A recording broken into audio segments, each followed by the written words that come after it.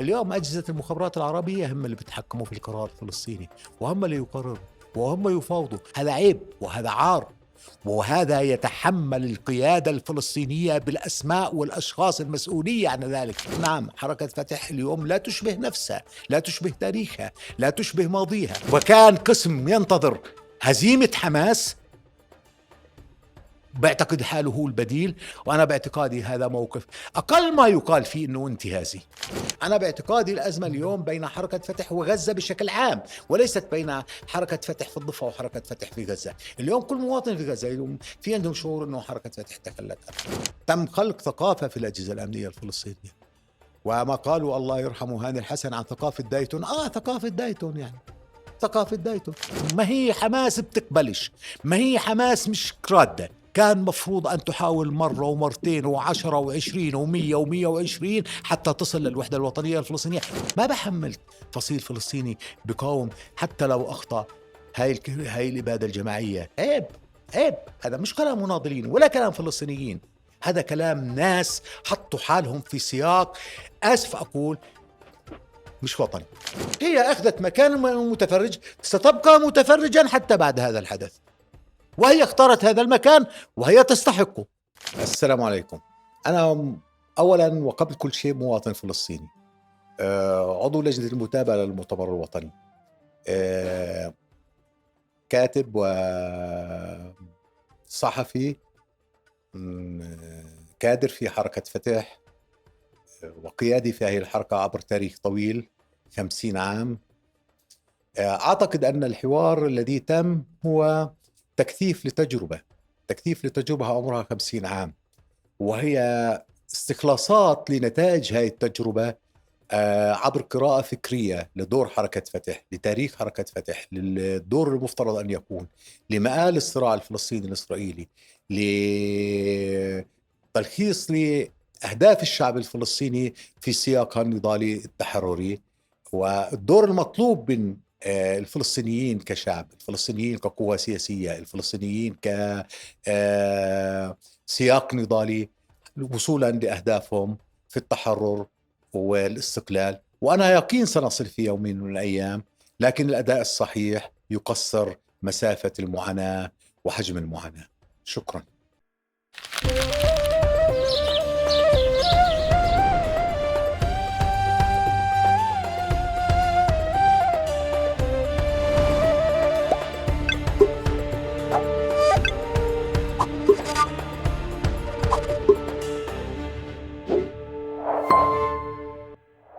مرحبا وأهلا وسهلا فيكم في حلقة جديدة من بودكاست تقارب. معكم أنا أحمد البيقاوي، وضيفي لليوم الأخ العزيز عوني المشني.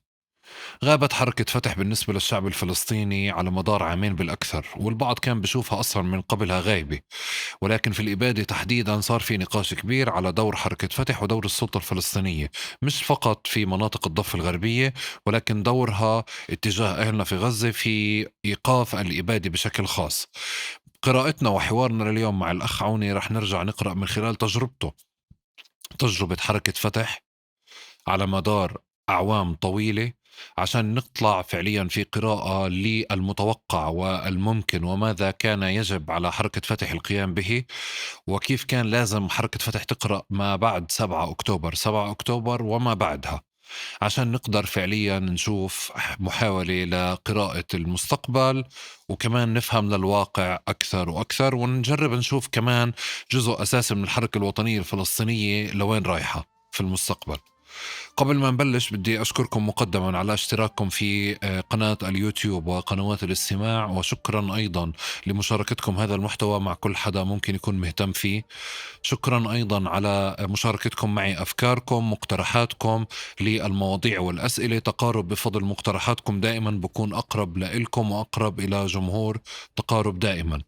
شكرا لمن يشترك أيضا في النشرة البريدية، واللي بتتيح له الحصول على كواليس هاي الحلقة وحلقات أخرى ومعلومات إضافية أيضا نشاركها بشكل خاص عبر الإيميل.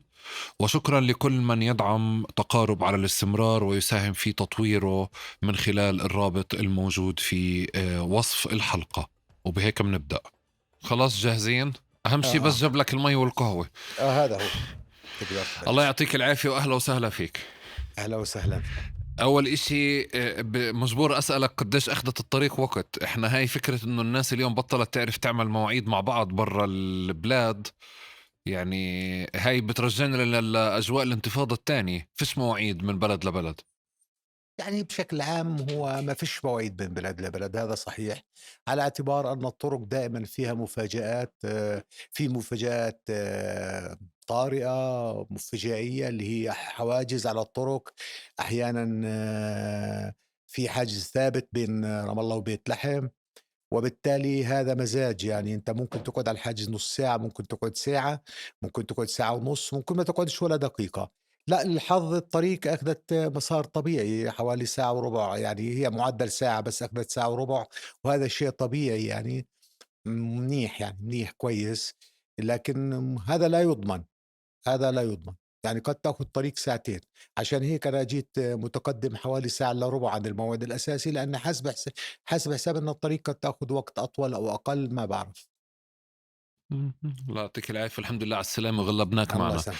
لا، لا أنا أبدًا إطلاقًا. أول شي بدي أنطلق من المقال اللي أنا وياك تناقشنا فيه كثيرًا، اللي إمم. هو بيجمع يعني في كمية من التناقضات، أو قدرة على معالجة التناقضات، بمعنى نقاش الشرعية أنت أخدته لمكان تاني، مش شرعية منظمة التحرير أو عدمها أو شرعية السلطة الفلسطينية أو شرعية حركة فتح، رحت باتجاه أنه هنالك شرعية لمنظمة التحرير ولكن ليس هنالك شرعية لقيادة منظمة التحرير، وإحنا بنفع ننزع الشرعية عن قيادة منظمة التحرير أو قيادة السلطة أو قيادة فتح دون نزع الشرعية عن فتح أو السلطة أو عن منظمة التحرير. هذا شيء بتحسه بحد ذاته فيه تناقض ولا لا؟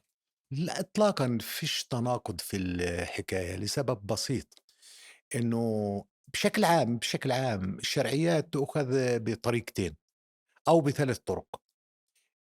إما شرعية انتخابية ديمقراطية، وهذه كما هي الدول الغربية وكثير من دول العالم، وإما شرعية نضالية كما أخذت قيادة منظمة تحرير، ومنظمة تحرير هذه الشرعية هي تبنت مشروع أو برنامج نضالي يقوم على التحرير والاستقلال، وبالتالي أخذت شرعية الفلسطينيين بنضالها في هذا المشروع، أو شرعية انقلابية بمعنى آخر فرض الأمر الواقع كما تحصل في كثير من دول العالم الثالث، انقلابات أو بين قوسين سميها ثورات على النظام الحاكم.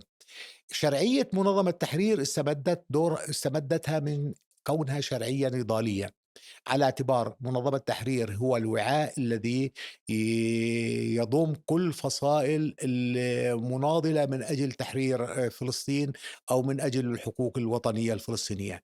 أخذت هاي الشرعية دون انتخابات، أخذت هاي الشرعية دون الخوض في تفاصيل ليش وكيف، على اعتبار أن الشعب الفلسطيني كله مجمع على مسألة التحرير وعلى مسألة الاستقلال.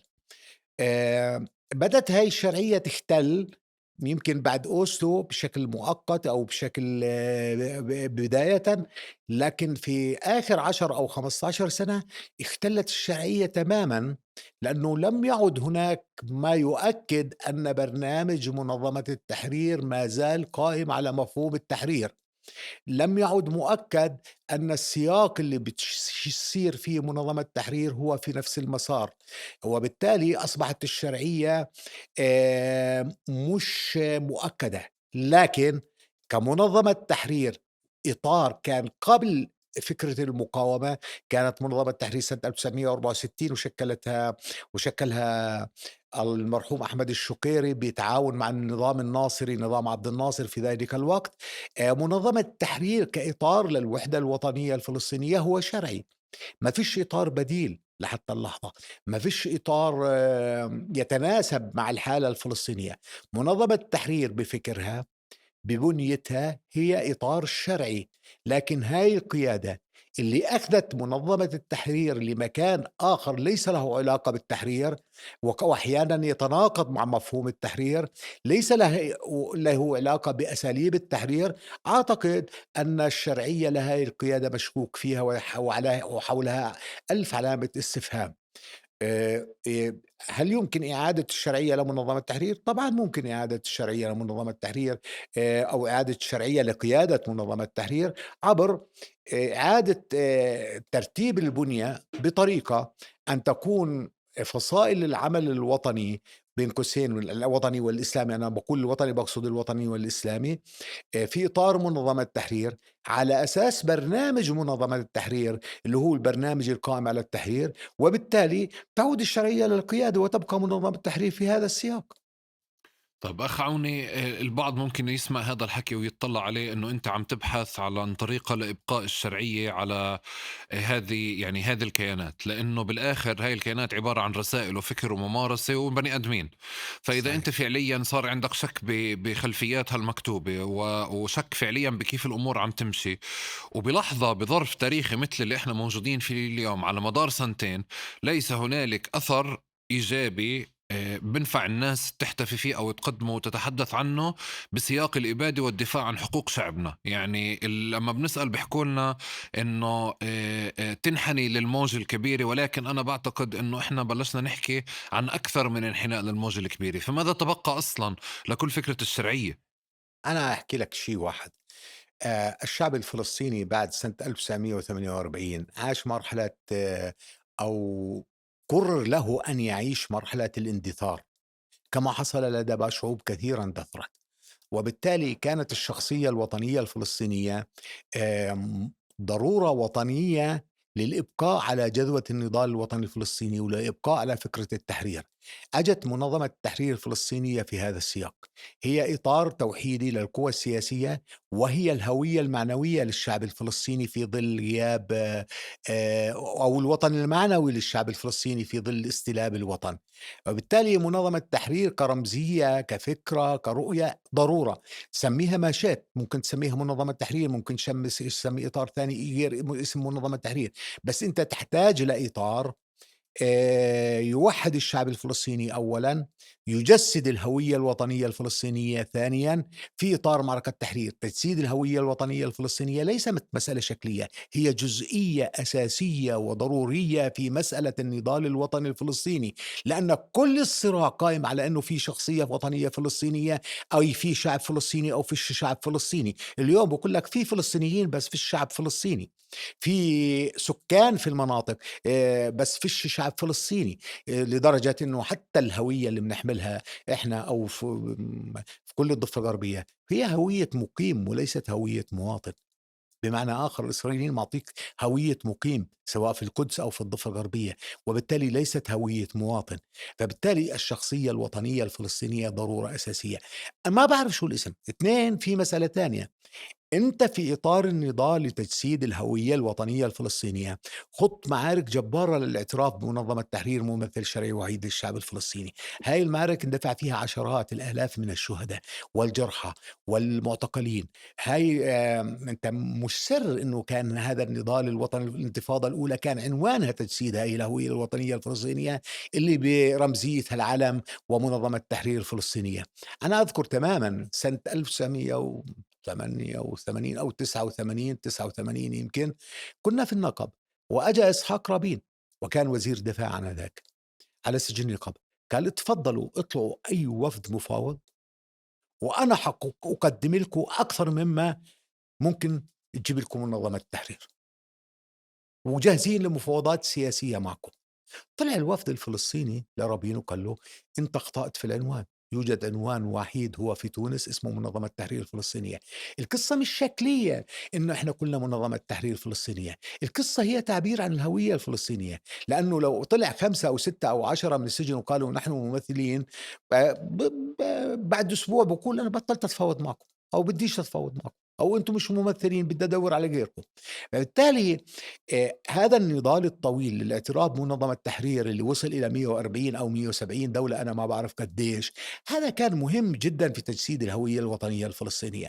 ما حد بيتخلى عن إنجاز تحقق عبر عشرات الآلاف من الشهداء وعبر عشرات السنوات اللي الاعتراف بمنظمة التحرير كممثل لمنظمة للشعب الفلسطيني، وبقول لا بدنا ممثل جديد. الأسهل، الطريق الأسهل أن تقول أن قيادة منظمة التحرير تحتاج إلى تغيير، تحتاج إلى إعادة بناء، تحتاج إلى إدخال قوى جديدة، تحتاج إلى إعادة الرؤية، النظر في البرنامج السياسي بطريقة أو بأخرى، تحتاج إلى استراتيجية نضالية جديدة. هذا الأسهل.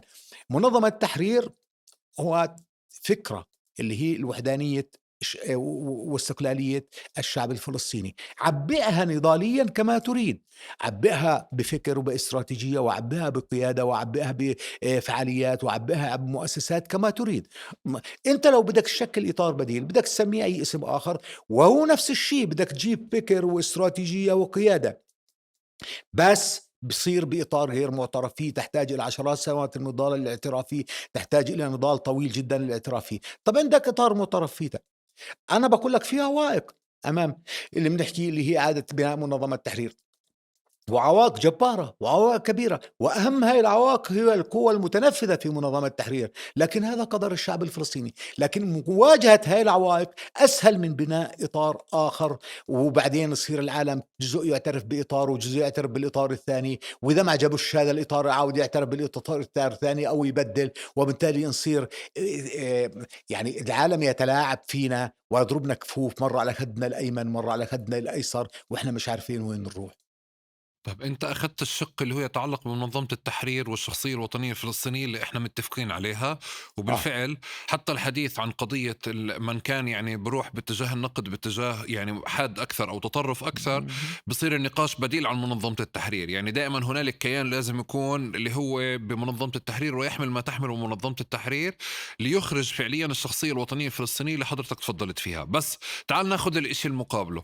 لأ، ما مش بالضرورة يحمل ما تحمله منظمة التحرير، قد يغيّر. شو اللي بيمنع الشعب الفلسطيني يغيّر في الاستراتيجية؟ ما شو في اللي بيمنع؟ مشكلة ما في، بس إمم. القصد بالأهداف بمعنى إنه إمم. ما في شيء ثابت بهذا النقاش. وهي منظمة طبعًا. التحرير كمان أحيانا من كتر ما بنحكي عنها بشكل نقدي لسلوك القيادي فيها اليوم، يهيأ للبعض إنه زي كأنه هي يعني قماش أبيض. بالعكس في نقد أيضا على سلوكيات وعلى النقاشات وعلى طبعًا. نقاط في منظمة التحرير، طبعًا. يعني يطول الحديث فيها. بس من صح. مكان تاني أنا بتعامل إنه هذا النقاش بحد ذاته صار ورقة بيد قيادات منظمة التحرير والسلطة الفلسطينية اليوم اللي موجودة لابتزازك، عشان انت تضلك فعليا عارف انك بتحكي على هنالك شرعية لمنظمة التحرير ولا حول ولا قوة الا بالله خاطفينها منا. يعني اذا بدك تقول تدعي انهم خاطفينها. أنا بدي أقول لك شغلة واحدة، وهذا صحيح اللي بتحكي فيه. دائمًا خلقت بعض القيادات المتنفذة تابوهات مقدسة حول بعض القضايا حتى لا تستطيع أن تمس القيادات وليست تمس الفكرة. ومن هاي التابوهات المقدسة اللي هي منظمة التحرير، كل ما قيل نقديًا أو كل ما يقال نقديًا باقول لك بدوش منظمة التحرير، ضد منظمة التحرير. كل ما انتقدت مسلك باقول لك أنت ضد منظمة التحرير. كل ما عملت أطلعت صوت بفكر إبداعي جديد بيقول لك أوه هذا مش منظمة تحرير. أنا متفق معك إن هو تم خلق تابوهات مقدسة حول بعض المفاهيم السياسية، ومنها منظمة التحرير، ومنها فكرة المقاومة، ومنها فكرة الاستقلال، ومنها فكرة التحرر، ومنها فكرة الدولة. خلقت تابوهات مقدسة مشان تمنع النقد وتمنع الرؤية النقدية أو الرؤية التجديدية أو الرؤية الإبداعية. وهذا الحكي أنا باعتقادي مطلوب من المثقف الفلسطيني سياسي مفكر إعلامي أن يخترق هذه التابوهات ويقول نريد منظمة تحرير لكننا نريد هكذا، نريد مقاومة ولكننا نريد مقاومة هكذا، نريد مقاومة لكننا ننتقد بعض المسلكيات في المقاومة، نريد منظمة تحرير ولكن ننتقد بعض الأداء في منظمة التحرير. التابوهات المقدسة اللي توضع هي بهدف حرمان الشعب الفلسطيني من حقه في الإبداع والتجديد والتطوير وتجديد القيادة، ولحماية أشخاص مهيمنين سواء في منظمة التحرير، سواء في الفصائل، سواء في المقاومة، سواء بعض الأفكار. أنا متفق معك، يجب إزالة القداسة عن هاي التابوهات ونقاشها بروح نقدية تجديدية بما يضمن للشعب الفلسطيني حق التطور نضاليا وحق التقدم. هاي فككنا النقطة الأولى فيما يتعلق بالشرعيات. أنا في نقطة آه. تانية لازم نفككها عشان نعرف فعليا نخلق أرضية نكمل فيها هذا ممتاز. الحوار. النقطة الثانية قضية المعارضة. أنا مش قادر أفهم كيف في حدا بوقف على أرضية السلطة الفلسطينية وبيعارض السلطة. في حدا بوقف على أرضية حركة فتح وبيعارض فتح، حدا بوقف على أرضية منظمة التحرير وبيعارض منظمة التحرير. وبعتقد أنت فعليا بتعريفك قيادي في حركة فتح في الكثير من المواضع، وبتكتب وكتاباتك وآرائك واضحة كقيادي في حركة فتح، وبنفس الوقت فعليا أنت بتعرف أنه مساحات المعارضة داخل حركة فتح محدودة جدا للناس اللي مثلك.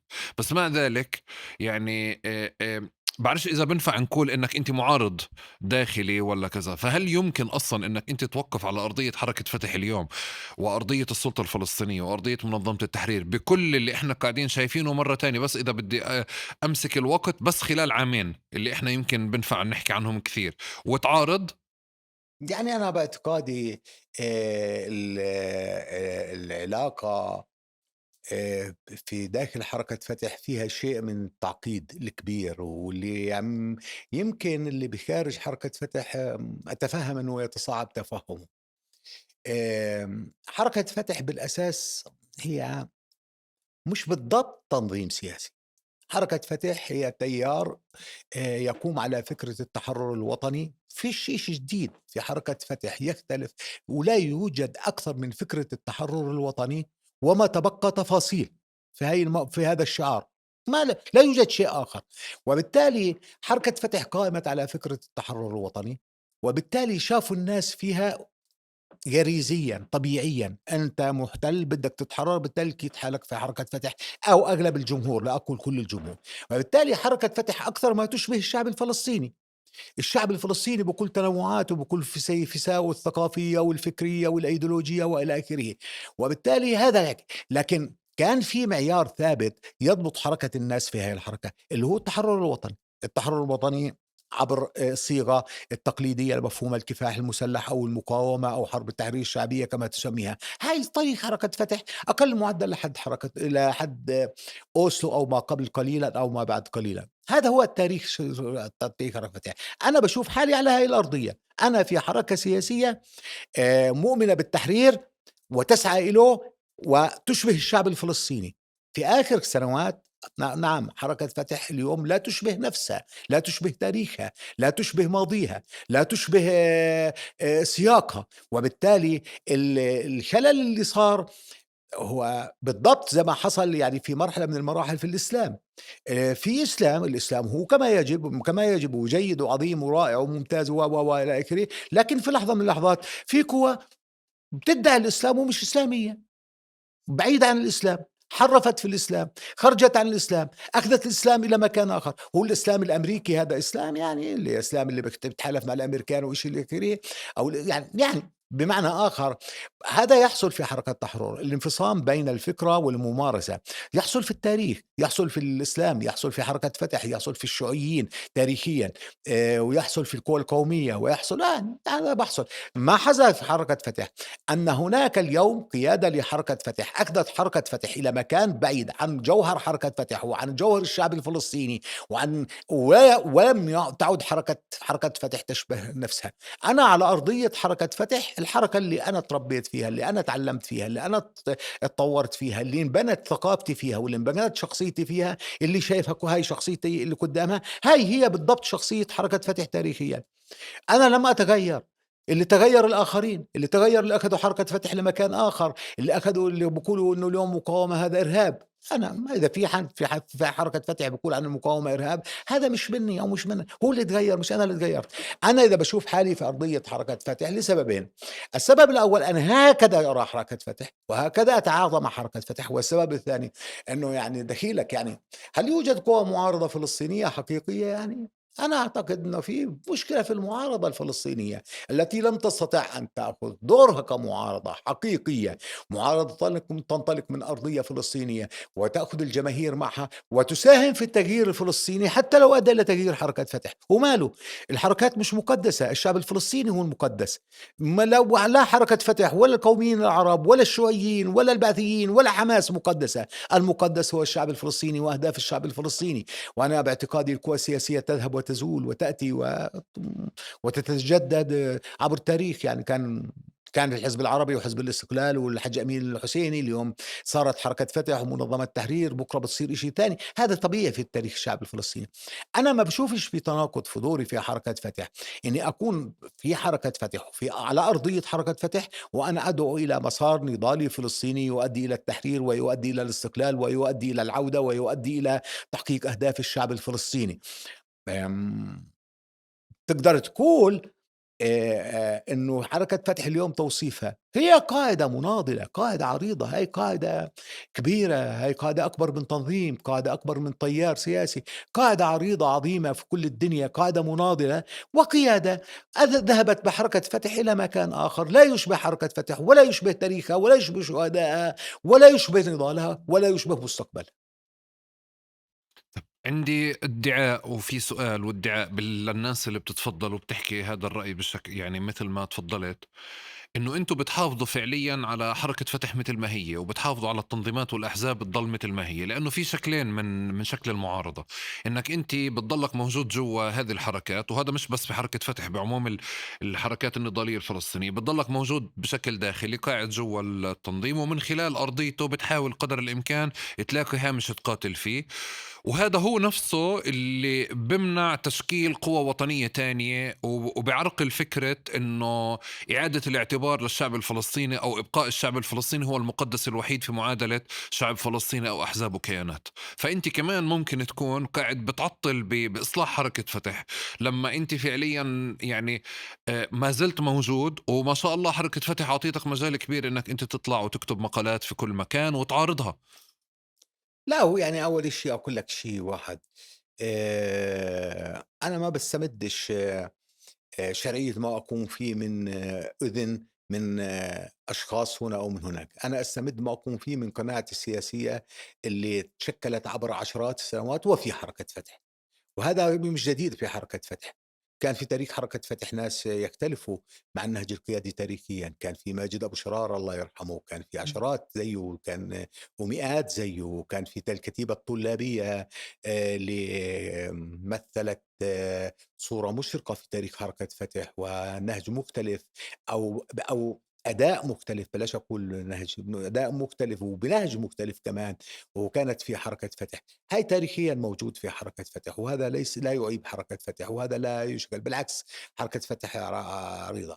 السؤال إنه إذا أنا باعيق أو اللي مثلي بيعيق تطور حركة وطنية أو بيعيقش حركة تطور وطنية، وين القوى السياسية بتتبدد أو بحاجة إلى تغيير، إما أن تستنفذ دورها التاريخي، إما القوى أن تستنفذه أو أن تعجز عن قيام بدورها التاريخي. في حالتين بيصبح في ضرورة لقوى سياسية جديدة. آآ استنفذت حركة فتح دورها التاريخي، طالما أن التحرير لم يتم، كل قوى التحرر لم تستنفذ دورها التاريخي. ما باقدر أقول إن في قوى تحرر استنفذت دورها التاريخي طالما أن التحرر لا يمكن. هلّا في قوى استعصى عليها تحقيق أهداف التحرر؟ نعم، استعصى التحرر على كل القوى السياسية، على كل فصائل المقاومة، على كل فصائل منظمة التحرير، وحتى على فصائل اللي خارج منظمة التحرير حماس والجهاد الإسلامي. التحرر مستعصي على القوى، وللأمانة حتى نكون موضوعيًا، استعصى في جزء منه لأسباب موضوعية لطبيعة الصراع، طبيعة التحالفات، طبيعة الواقع العربي، طبيعة الوحد الإقليمي، طبيعة إسرائيل وتحالفاتها الغربية، وفي أسباب ذاتية إلها علاقة بقصور في قوى المقاومة، بقصور في حركة فتح، بقصور في الجبهة الشعبية، بقصور في حماس، بقصور في كذا، يعني في أسباب موضوعية وأسباب ذاتية. حتى ما نحملش الفصائل كمان المسؤولية الكاملة عن الظروف الموضوعية، نقول إنه التحرر استعطى لأسباب موضوعية لا تستطيع القوى السياسية أن تعمل فيها شيء، وأسباب ذاتية تستطيع القوى السياسية أن تعمل وتحسن إدائها. هذا الاستعصاء مطلوب يبرز قوى جديدة بغض النظر، لكن أنا بدي أسأل سؤال يعني، حد مجنون بيترك حركة فتح بهاي القاعدة العريضة اللي تمتد في كل الأجيال الفلسطينية، من الأطفال للشيوخ للوساط للنساء للمرأة لكذا، وبيذهب يبحث عن إشي جديد، ومين الأسهل؟ الأسهل هي إعادة بناء حركة فتح على سياقها التاريخي، على سياقها النضالي، على سياقها من إنك تنشئ قوة جديدة. أنا بعتقد إنه إذا كانت الفرصة، وهذا سؤال كبير، هل ما زالت الفرصة موجودة لبناء حركة فتح أو إعادة بناء حركة فتح أو لا؟ هذا سؤال كبير، هذا سؤال عميق، لا أدعي أنني أملك إجابة قطعية عليه أو إجابة يقينية، ربما لدي اجتهادات. أنا باعتقد أن إعادة بناء حركة فتح على أسس وطنية نضالية لتشبه نفسها وتشبه تاريخها وتشبه معاناة شعبها وأهداف شعبها وطموحات شعبها وأحلام شعبها هو العملية الأكثر سهولة من التفكير بمسار آخر. إحنا في تقارب أخ عوني بنترك الضيف يعرف نفسه كما يحب. فأنا فعليا يمكن يعني استبقت شوي وقلت إنك أنت واحدة من تعريفاتك قيادي في حركة فتح، بس يفترض فعليا هذا بس عشان السؤال الأول أو النقاش الأول، فبدي أعطيك المجال تعرفنا على حالك يعني كما تحب، زي زي مش بالعادة كيف الناس بتعرفك ومكتوب عنك في على والله جوجل. أنا تفضل. أنا لو سألتني السؤال أنا قيادي في حركة فتح والّا لأ باعرفش. أنا ما باعرفش إني أنا قيادي والّا في حركة فتح. أنا باعرف إني أنا منتمي لحركة فتح من عشرات السنوات، من نصف قرن تقريبًا. نصف قرن يعني مش أقل من نصف قرن، 50 عامًا. هاي الحركة شكّلت وعيي السياسي وشكّلت شخصيتي وشكّلت كذا. لكن في ناس في فتح بيعتبروني أنا مفصول، أنا برّا الحركة، أنا إلى آخره. أنا لم أُبلّغ بهذا الموقف ولم يتكلم معي أحد بهذا الموقف.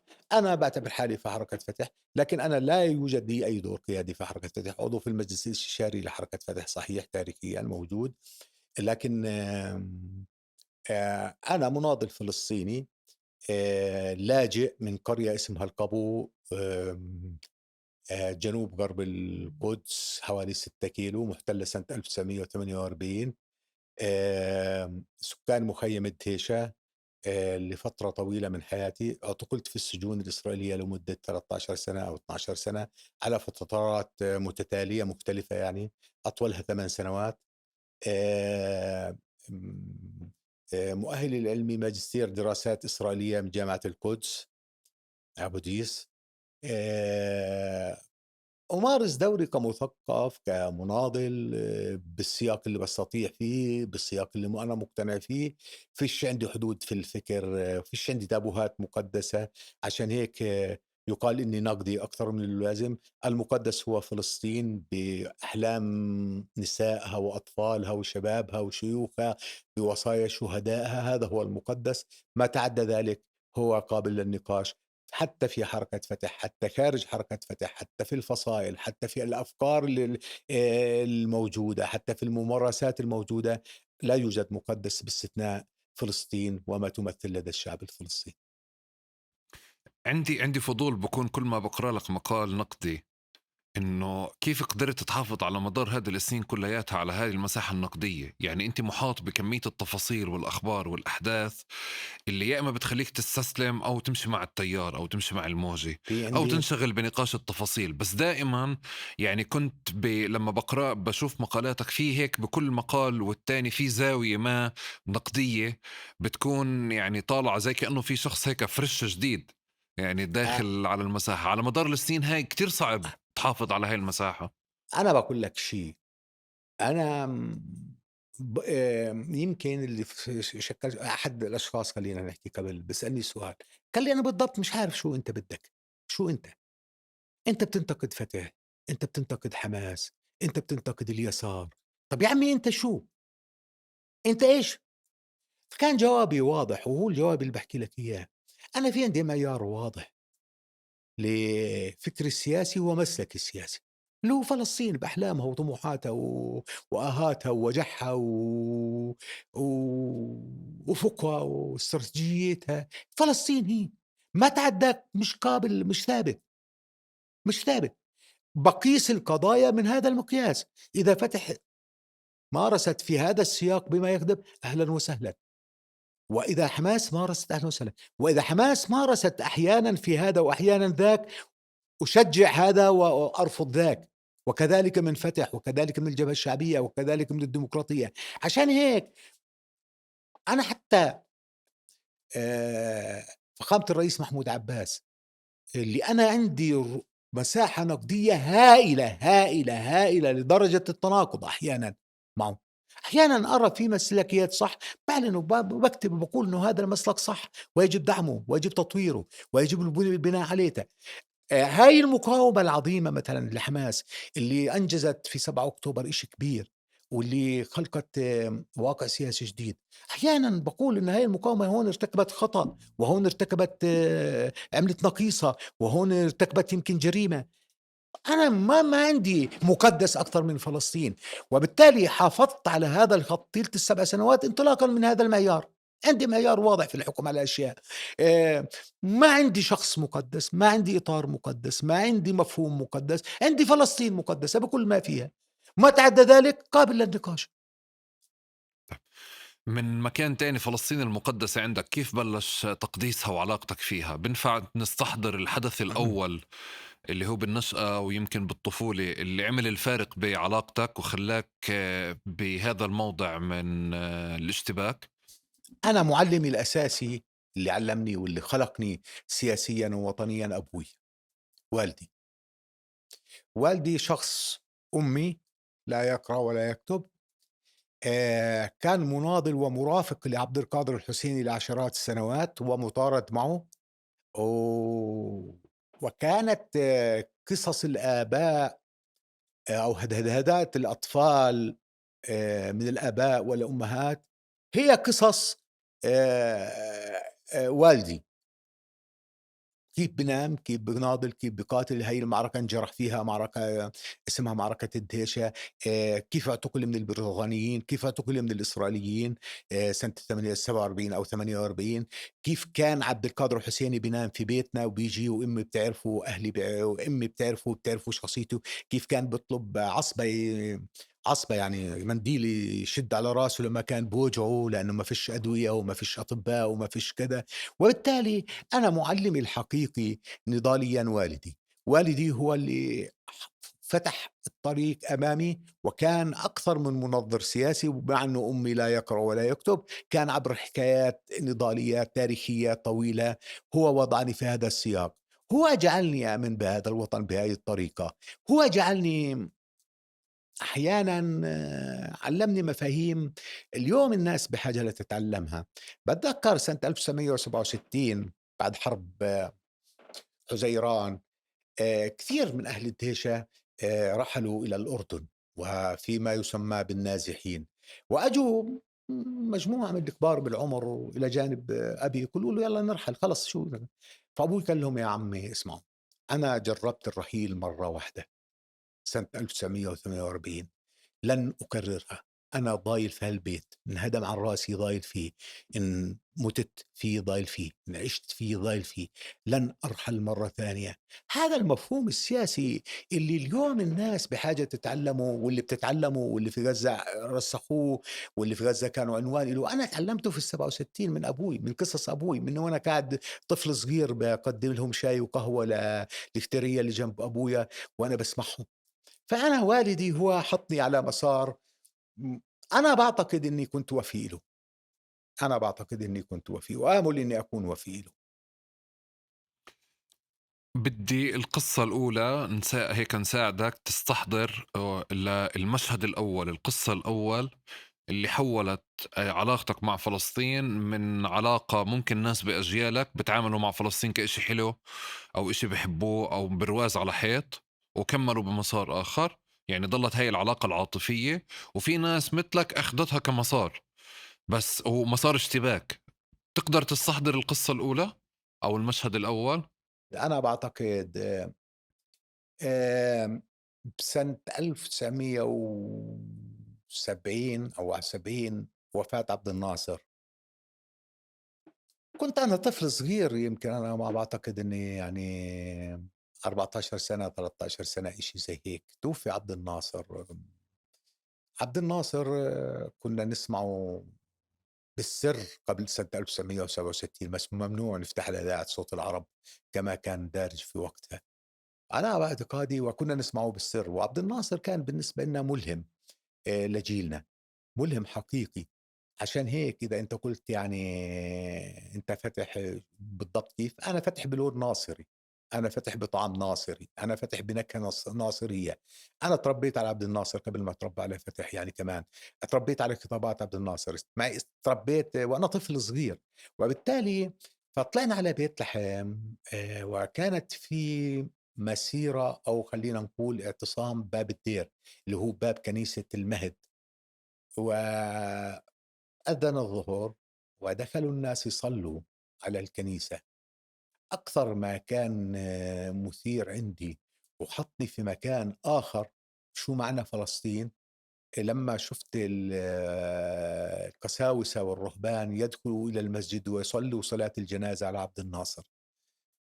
هذا الرجل اللي وحد الأديان، اللي وحد الولاءات الوطنية، وحد الفلسطينيين والعراقيين والسوريين، وحد المسيحيين والمسلمين، وحد القوميين والشيوعيين في مكان في سياق واحد. أنا باعتقادي هذا حدث نقلني. بعدها مباشرة التقيت بشخص عزيز توفي اسمه زياد العزة، وهو أحد قيادات حزب الشعب أو الحزب الشيوعي الفلسطيني في وقتها، ومن خلاله انتميت إلى اتحاد الطلبة الفلسطيني. كنت في المدرسة الثانوية في بسموها مدرسة دار جاسر، وهي اليوم فندق مشهور في بيت لحم. يا ريت لو ظلت مدرسة ما صارت فندق. هاي بناية تاريخية في بيت لحم، معلم تاريخي مهم ومثير وعظيم وإشي زي هيك.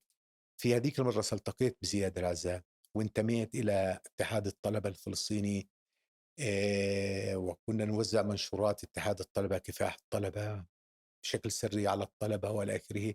ومن هون بدأت نقلتي السياسية. تأثير والدي أولًا، وتأثير جمال عبد الناصر، ومن ثم بانتمائي إلى اتحاد الطلبة الفلسطيني. وكيف بلشت قصتك مع حركة فتح؟ بلشت قصتي مع حركة فتح بخلاف مع زياد العزّا.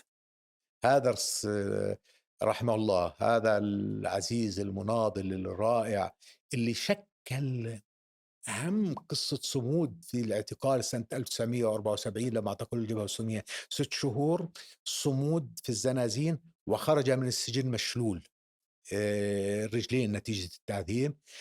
قبل ما يعتقل اختلفنا معه على موضوع الكفاح المسلح. اختلفنا معه على موضوع الكفاح المسلح.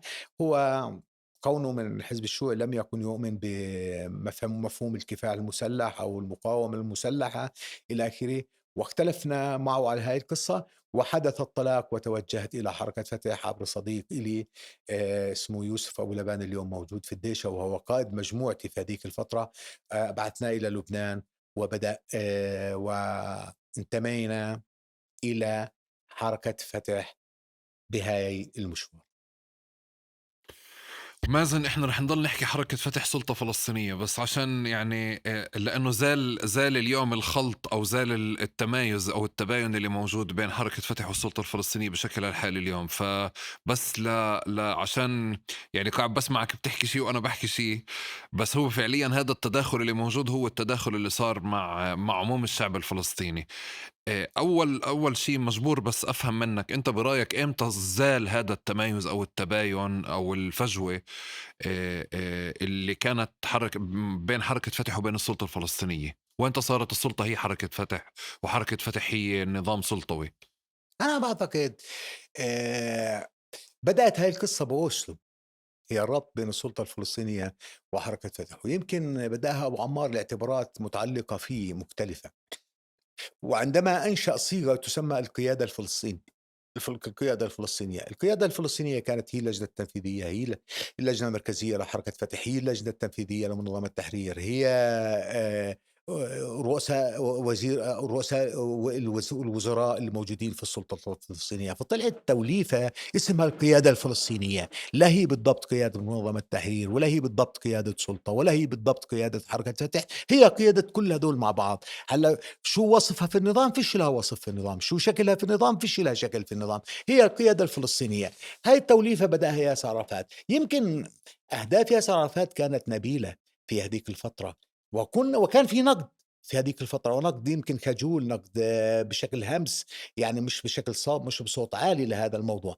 لكن بعد ذهاب ياسر عرفات أصبح الخلط مقصود، أصبح الخلط بهدف خلق تماهي ما بين السلطة الفلسطينية وحركة فتح. والسلطة الفلسطينية هي حكم إداري ذاتي مصغر أو محدود، خلّينا نقول بلاش مصغّر، محدود. سيبك من التعبيرات إنه دولة فلسطينية ومش دولة فلسطينية، هذا على الورق يعني، هذا تعبيرات شكلية ما لهاش قيمة في الاتفاقيات ولا لها قيمة في الممارسات العملية. السلطة الفلسطينية هي سلطة حكم إداري ذاتي محدود. الخلط بينها وبين حركة فتح ليس لرفع السلطة إلى مستوى حركة فتح، بل لتنزيل حركة فتح إلى مستوى سلطة حكم إداري ذاتي محدود، وهذا هو المقصود بهذا التكتيك. والمقصود جر حركة فتح وأخذها إلى مكان بعيدًا عن أهدافها، وبعيدًا عن مطلقاتها، وبعيدًا عن تاريخها، وبعيدًا عن دم شهدائها، بعيدًا عن قادتها التاريخيين. ما تم في حركة فتح هي جريمة بسبق الإصرار والترصد بهدف تعطيل دور حركة فتح التاريخي. برأيك أنت إمتى صار ابن السلطة وابن حركة فتح اليوم في أجيال لمّا أنتِ تيجي تقول له أنا معارض للسلطة مش معارض لحركة فتح، كان يقول لك لأ أنا السلطة وأنا حركة فتح. سابقًا إحنا لمّا كنا بننشأ فعليًا وبنكبر لمّا بنحكي على حركة فتح أو بنوجّه أو بنعارض أوسلو أو بنحكي عن توجُّه ما، بتلاقي أبناء حركة فتح بيقولوا لك لأ السلطة بمكان وإحنا بإشي وتخلطوش الأشياء مع بعض. اليوم فعليًا حتى على مستوى القواعد زال هذا الإشي تمامًا.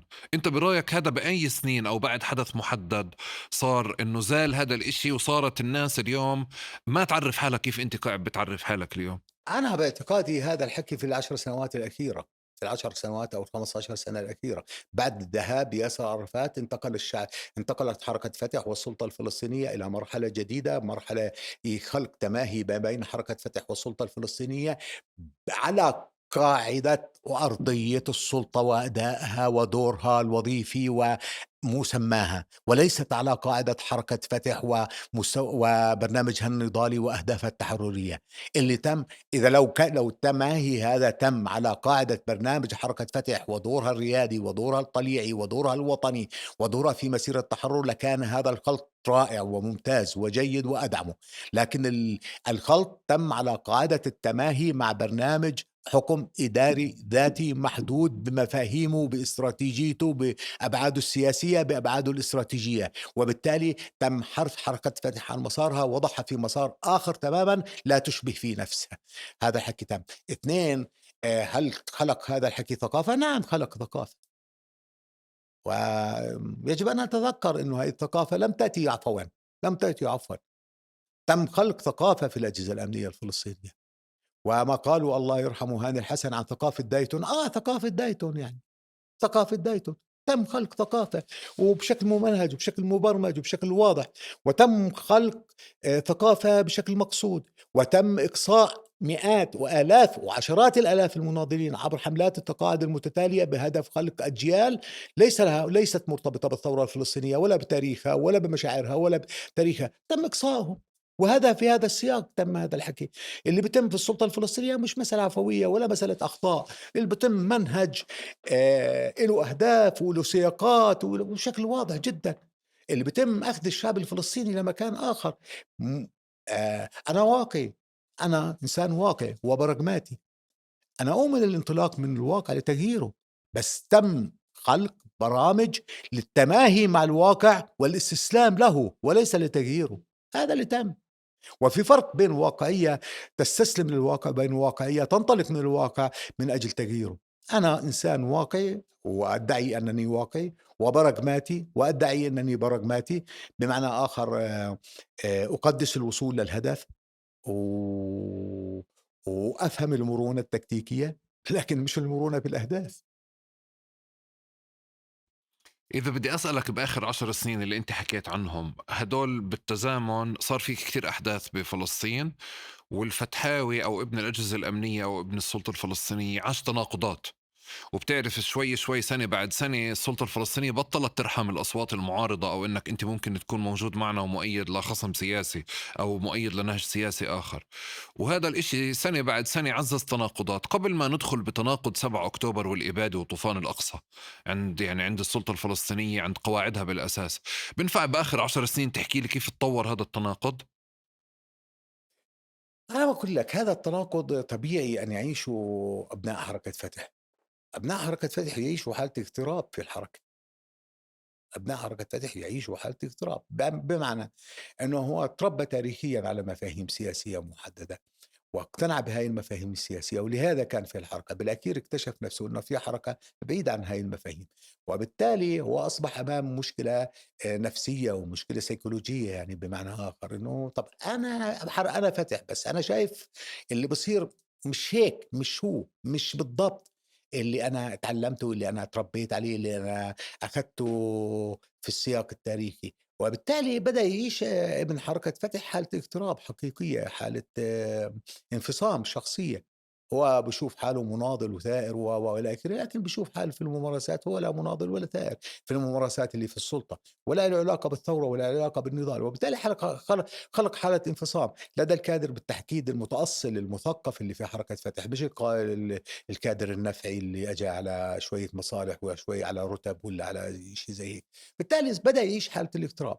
هلا أي حد بيعيش حالة اغتراب بيحاول أو انفصام، بيحاول يبحث عن أشكال من التكيف، أشكال من التكيف حتى يقاوم هذا المرض، حتى يقاوم هاي الحالة، حتى يعيش نفسه يعني بالتحديد.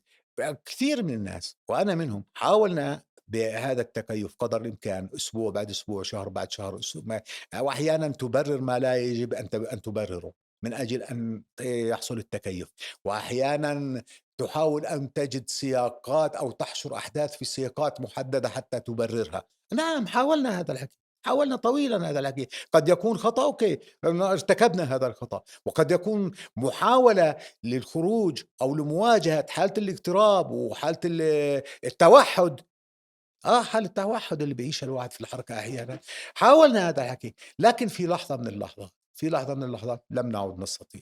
وبالتالي كان من الضروري أن تكون أنت نفسك، ومشان أكون أنا نفسي باعبّر عن نفسي. بالتالي ينسجم مع اللي موجودين في السلطة، لا ينسجم، ينسجم مع قيادة حركته، لا ينسجم، هاي مشكلتهم مش مشكلتي. أنا مشكلتي باعبّر عن نفسي كما أنا، وأعبّر عن حركة فتح كما فهمتها، وأعبّر عن حركة فتح كما فهمها آلاف الشهداء وآلاف الأسرى وآلاف المناضلين وعشرات الآلاف ومئات الآلاف من أجيالنا اللي كانوا في حركة فتح. أنا باعبّر عن حركة فتح بهذا السياق. أنا ما باعبّر بحركة فتح لا بطريقة أيديولوجية ولا بطريقة تآمرية ولا بأجندة خارجية ولا بولاءات خارجية. أنا باعبّر عن حركة فتح كما هي وكما تاريخها وضعها وكما سياقها السياسي والنضالي كانت. عشنا هاي الأزمة، انخلقت ثقافة، اليوم بتواجه أنت ثقافة في حركة فتح. بيجي شاب صغير يعني عمره 20 سنة أو 25 سنة بيقول لك أنت بعيد عن حركة فتح، أنت مش أوكي، لأنه في ثقافة انخلقت، ثقافة دايتون، ثقافة دايتون واتعممت، والثقافة التبريرية، والثقافة ثقافة آمم، يعني زي ما بنقول النهي عن الأحداث. إيش يعني واحد بيقول لك 7 أكتوبر أنا ما ليش علاقة فيها، هذا له علاقة بحركة فتح؟ واحد بيقول المقاومة هاي هي سبب الهزيمة. المقاومة فيها 1000 غلط، 2000 غلط، 10,000 غلط، بس الإبادة الجماعية ارتكبها الاحتلال. ما باحمّل فصيل فلسطيني بيقاوم حتى لو أخطأ. هاي الإبادة الجماعية، هاي الكارثة، هاي الجريمة العصر. وباقول في الأخير ما هي المقاومة تتحمل. عيب، عيب. هذا مش كلام مناضلين ولا كلام فلسطينيين، هذا كلام ناس حطّوا حالهم في سياق، آسف أقول، مش وطني. هيك بتشوفه مش وطني.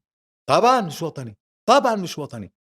لا يمكن أن يكون صراع مع الاحتلال أنا أكون في الطرف الآخر، حتى لو الشيطان الطرف الآخر. بصير واحد يقول لك أو يتمنى أن تهزم إيران. ليه يا أخي؟ تهزم إيران في مواجهة إيطاليا ماشي، تهزم إيران في مواجهة ر تنزانيا ماشي، تهزم إيران في مواجهة أبصر مين ماشي، بس في مواجهة الاحتلال معقول؟ طبعًا مش وطني. طيب الأحداث السنتين هدول عشان نفصلهم، تعرف هي مقولة كبيرة يعني أنت قاعد بتحكيها وسألتك عنها هيك أنا جبتها من بترجع وبتأكد أنا جبتها من أنا آخرها يعني. أنا جبت مثل لأنه يعني في أحيانًا تضطر إلى أمثال صارخة في الوضوح حتى ما تحتاجش لنقاش، أنت ببساطة. باقول لك أنت خلصت المحور يعني بهذا الشيء. بدي أمسك السنتين هدول وبدي أشوف فعليا كيف استقبلتها حركة فتح والسلطة الفلسطينية وأبناء الأجهزة الأمنية بشكل أساسي. البعض بقول أنه يعني إجمالا أنه هذه القصة عززت تناقضات، والبعض الآخر بقول بالعكس، خلت أبناء السلطة الفلسطينية وأبناء حركة فتح متمسكين أكثر بالنهج تبعهم، كونه ما بين قوسين فعليا هو كانوا بيحذروا، أو الرئيس الفلسطيني محمود عباس دائما كان بيحذر من حركات مسلحة أو عمليات مسلحة ممكن تودي للهدم، أو هذا التفكير. إذا بدي أمسك السنتين هدول وبدنا نقطعهم، بنفع نبلش من يوم 7 أكتوبر كفعل، بعدين ناخد 6 أشهر أو 8 أشهر من المقاومة المستمرة، بعدين ناخد المقاومة المستمرة والإبادة، وبعدين ناخد فكرة اللحظات اللي إحنا موجودين فيها من أشهر طويلة خلال المفاوضات، من مكان قوة وضعف في نفس الوقت. يعني خلّيني أنا أكون واضح معك، أنا باعبّر عن نفسي، باعبّرش يعني كيف بتفكّر أجهزة الأمن وكيف بتفكّر البعض في حركة فتح، كل واحد يعبّر عن نفسه بطريقته، ما باحاولش أعطي نفسي طريقة للتعبير عنهم. آآ أنا باحاول لا، إحنا أفكّر. بنحاول نقرأ. بنحاول نقرأ أوكي، أمّا أنا باعبّر عن نفسي. أحيانًا أتّفق في هذا التعبير مع آخرين، وأتّفق مرّات مع ناس في حركة فتح، باتّفق مع قيادات في حركة فتح، باختلف مع قيادات في حركة فتح، باختلف مع حماس، باتّفق مع حماس. هذا موضوع أنا وهذا موقفي، ومن يتّفق معه ومن يختلف معه هذا شأنه وليس شأني أنا. أنا باعتقد 7 أكتوبر حادث مهم في التاريخ الفلسطيني، حادث مهم.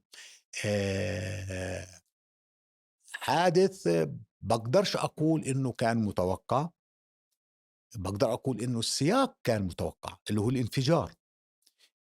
حصار لمدة 17 سنة، واستمرار هذا الحصار، واستمرار هذا الحصار، واستمرار هذا كان لابد أن يؤدي إلى انفجارات، ويؤدي إلى انفجار، لكن بالشكل اللي اتنفّذ فيه في 7 أكتوبر لا، ما كان متوقّع. اللي بيقول لي كان متوقّع هذا السياق يقول لي أنا باعتقادي لأ، ما كان متوقّع. وأنا باعتقادي آآ التوقُّف كحدث غيّر مسار التاريخ أو غيّر مسار الأحداث في الشرق الأوسط، نعم، حدث غيّر مسار الأحداث في الشرق الأوسط، غيّر مسار الإقليم، مش بس غيّر مسار الصراع الفلسطيني الإسرائيلي. على السؤال، الوقوف عند قصة إنه لازم يكون ومش والّا مش لازم يكون، لازم يكون هيك، ما كان مش لازم يكون بالشكل اللي كان فيه، أو كان ممكن يكون بشكل أحسن، أو كان يكون بشكل كذا، هذا اسمه طرف فكري. هذا نقاش طرف فكري، أنا ما باخوضش. بما فيه قرار الحرب والسلم كمان طرف ما فكري. أنا جايك. أنا بانطلق من واقع أن حدث 7 أكتوبر حدث بأخطائه، تجلياته، بإبداعاته، بإيجابياته، بعظمته، بخيبته، بفشله، ببعض نقاط الفشل، بعض نقاط العبقرية. هذا حدث. السؤال أنا بالنسبة إلي كسياسي براغماتي، إنه مش تفسير ما حدث وبس، تفسير ما حدث مهم ثقافيًا وفكريًا، مهم. السؤال منه زي كيف استخدام ما حدث لتعزيز النضال الوطني الفلسطيني؟ كيف ممكن نستخدمه؟ حدث تم، بدك تقول إنه غلط، قُل، بدك تقول إنه صح وعظيم وعبقري، قُل، بدك تقول إنه حدث بسيط، قُل، بدك تقول إنه حدث خارق، قُل، بس في الأخير هذا الحدث تم. هل يمكن استخدامه في سياق تعزيز النضال الوطني الفلسطيني لتحقيق الأهداف الوطنية الفلسطينية وصولا إلى دولة واستقلال وحرية؟ أنا باعتقادي ممكن. ما تم بعد 7 أكتوبر من السلطة الفلسطينية ومن حركة فتح لم تستغل هذا الحدث ولا بأي شكل من الأشكال، وبقيت على دكة المتفرجين تنتظر نهاية الحدث حتى ترى ماذا ستعمل. ومن لا يشارك في صناعة الحدث لا يصبح جزء من القرار فيما بعده. حركة فتح استثنت نفسها في عبر 20 شهر، وبالتالي هي استثنت نفسها من قدرة التأثير. ليش اليوم أنا بتطلع يحاور السلطة الفلسطينية عشان الحرب في غزة، ولا عشان ما بعد الحرب في غزة، ولا عشان الحكم في غزة، ولا عشان ما بعد الحكم في غزة؟ ليش يضطروا؟ ليش يحاوروها؟ هي أخذت مكان متفرج، ستبقى متفرجا حتى بعد هذا الحدث، وهي اختارت هذا المكان وهي تستحقه.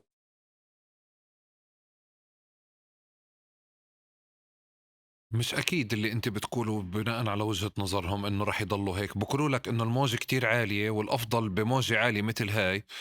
يعني هذا من البداية، عشان هيك أنا فكرت إنه من الأفضل نقطع هدول هلا السنتين. أو مازن هلا اسمح لي بس من بعد إذنك، بس قصدي بمعنى إنه الحدث الأول حدث كبير، ردة الفعل اللي عليه رح تكون ردة فعل كبيرة. البعض شاف إنه ردة الفعل الإسرائيلية رح تكون كثير مجنونة ورح تغير شكل المنطقة.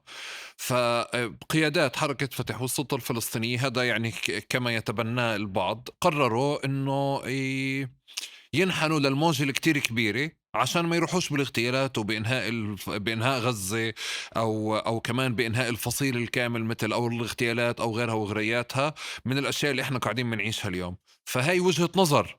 اوكي، ما حدش كان طالب من حركة فتح او من السلطة الفلسطينية، ولا انا بطلب من السلطة الفلسطينية، ولا اي مقاوم بطلب من السلطة الفلسطينية ان تيجي تقاتل في غزة. ما كانش مطلوب من السلطة الفلسطينية ان تاتي ان تقاتل في غزة، لانها موضوعيا ما بتقدرش. مش لانها مطلوب منها او مش مطلوب، لانها موضوعيا ما بتقدرش، او لانها ما جهزت حالها لهذا المسار، او لانها مش في هذا المكان بالضبط. كان مطلوب من السلطة الفلسطينية، وكان مطلوب من قيادات حركة فتح أن تشكل قوة سياسية رافعة لتغيير مسار الاعتداءات باتجاه تقليل الإبادة الجماهيرية، أو باتجاه وقف الحرب على غزة، أو باتجاه إنهاء الحرب على غزة. كان مطلوب من الحركة من السلطة الفلسطينية أن... طب السؤال، يعني أنا كمان أنت حطيتني في مكان آخر، قرار الحرب وقرار السلام.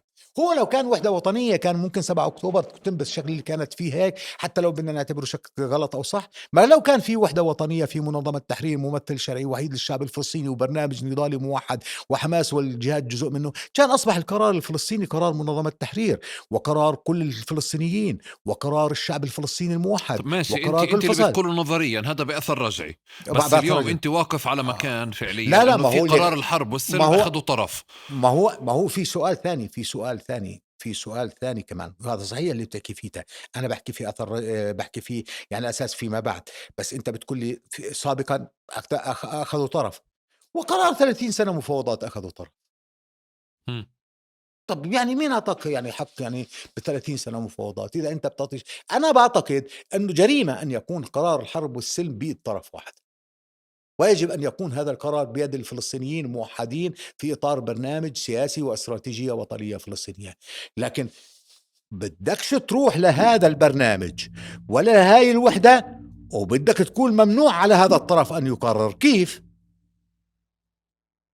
يعني بأي طريقة بتكون ممنوع لهذا الطرف أن تقرر، لما بتفتح له مجال أنه يكون شريك لك في القرار السياسي، وشريك لك في القرار النضالي، وشريك لك في الحكم، وشريك لك في تحديد مستقبل الشعب الفلسطيني. أما بتقول له ممنوع تكون شريكي وممنوع تقرر؟ شو من اللي أعطاك هذا الحق؟ أنا يعني أنا مش بدافع عن حماس ولا إشي، بس أنا بقول المنطق السياسي هيك. المنطق السياسي انه في اطار للوحده الوطنيه بضم الشعب الفلسطيني، حنتها ممنوع اي طرف سياسي بما فيها حماس ان تقرر.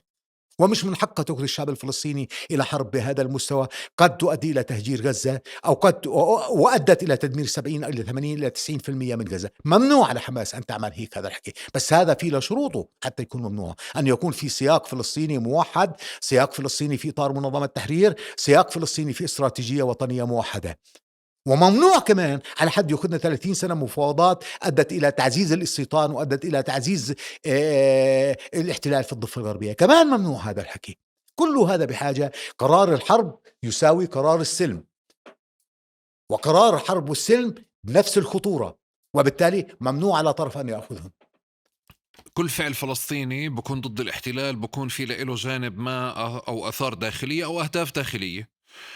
البعض شاف فعليا في 7 أكتوبر هي كمان يعني داخليا وعلى مستوى فلسطيني هي اغتيال سياسي للرئيس أبو مازن، وتنحية أو تحييد لحركة فتح والسلطة الفلسطينية، هيك البعض شافها. ومن هذا الباب فعليا بقولوا أنه رفضت فعليا، يعني كانوا يا الطرفين في شوف شوف البدايات شوف شوف رافضين. شوف شوف شوف شوف شوف شوف شوف أنا ما بطلعش الأمور بالطريقة هاي.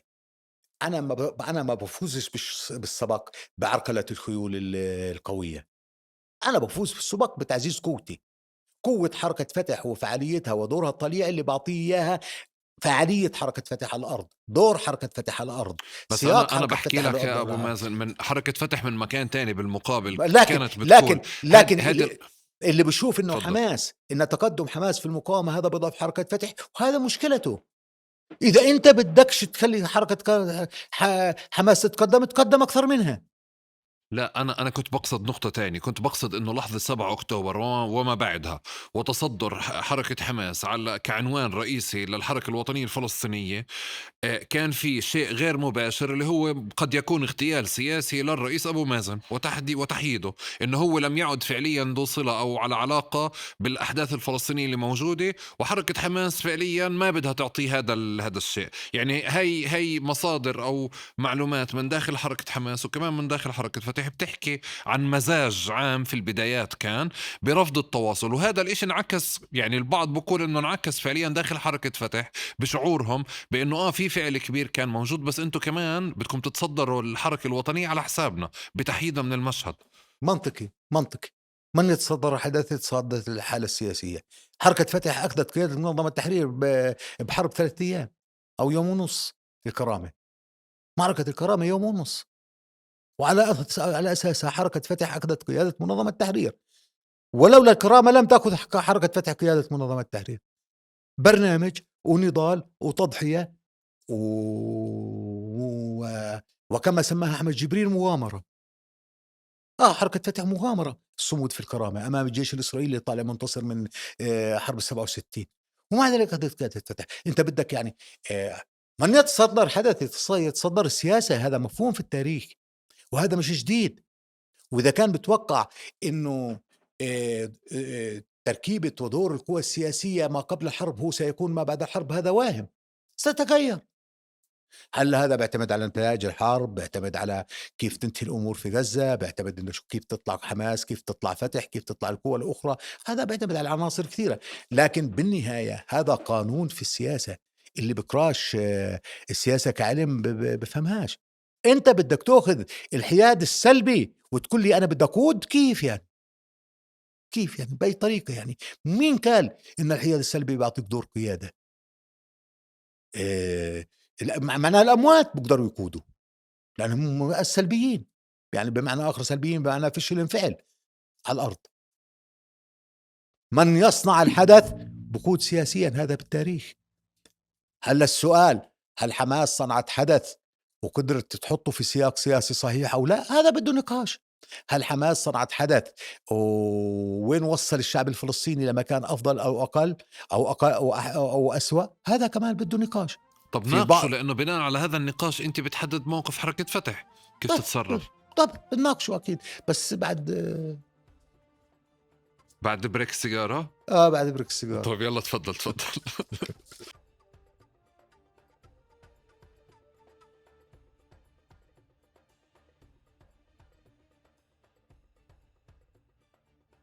اهلا وسهلا واهلا برجعتك. هلا بيك. كم سيجارة دخنت؟ يعني سيجارتين. إمم. انا بقول شكلها ولعت تاني، يعني مباشرة. يعطيك مباشرة. العافية. أو أهلا وسهلا فيك مرة تانية. بدي أسألك من وين إحنا انتهينا أو من وين وقفنا قبل إمم. السيجارة؟ إمم. عشان ما نضلش نحكي بهيك بأشياء بالهوا. برأيك كيف يفترض أن تقرأ حركة فتح ما حدث يوم 7 أكتوبر وما بعده، وكيف كان لازم يكون سلوكها؟ كما أقرأها أنا، يفترض أن تقرأها. لا، مش لأني أنا بادعي المعرفة أكثر من الآخرين، لا بالتأكيد الآخرين يمتلكوا خبرة ويمتلكوا رؤية ويمتلكوا عمق يمكن أكثر مني بكثير، وأحيانًا باتعلم منهم، وهذا منطقي. أنا مش واصل ناصية العلم، بس أنا باعتقد أن 7 أكتوبر، أن الانفجار في غزة كان طبيعي أن يحدث. كان طبيعي أن يحدث نتاج سنين من الاضطهاد، من الحصار، من المضايقات والى آخره. آمم، شو كان مفروض يكون 7 أكتوبر؟ كان ممكن يكون إشي قبل 7 أكتوبر ما يأدّيش فينا إلى 7 أكتوبر، اللي هو تحقيق شكل من أشكال الوحدة الوطنية. وأعتقد أن كل القوى بتناسب بنسب مختلفة عطّلت هذا المسار، بما فيها حركة فتح. عطّلت هذا المسار، وليست حماس وحدها. بنسب مختلفة، قد تكون نسبة فتح أعلى، قد تكون نسبة فتح أقل، لكن بالأخير تعطيه المسار للوحدة الوطنية المسؤول عنه حركة فتح وحركة حماس بنسب مختلفة. السؤال أن الانفجار كان مفروض يحصل، لكن هل كان مفروض أن يحصل بهذا الشكل؟ أنا باعتقادي لأ. أنا باعتقادي لأ. كان مفروض حركة حماس أن تضع في حساباتها الحالة الجماهيرية، أن تضع في حساباتها ردة فعل الاحتلال اللي مش متوقع.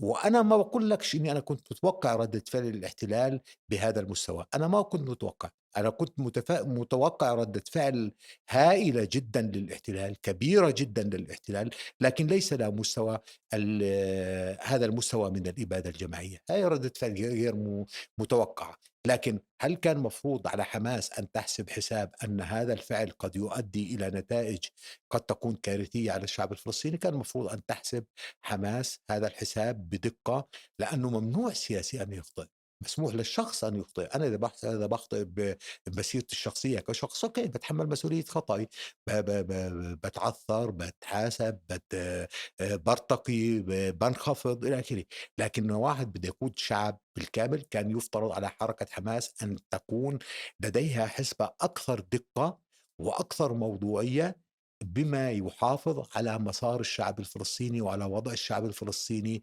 أكثر. السؤال كيف؟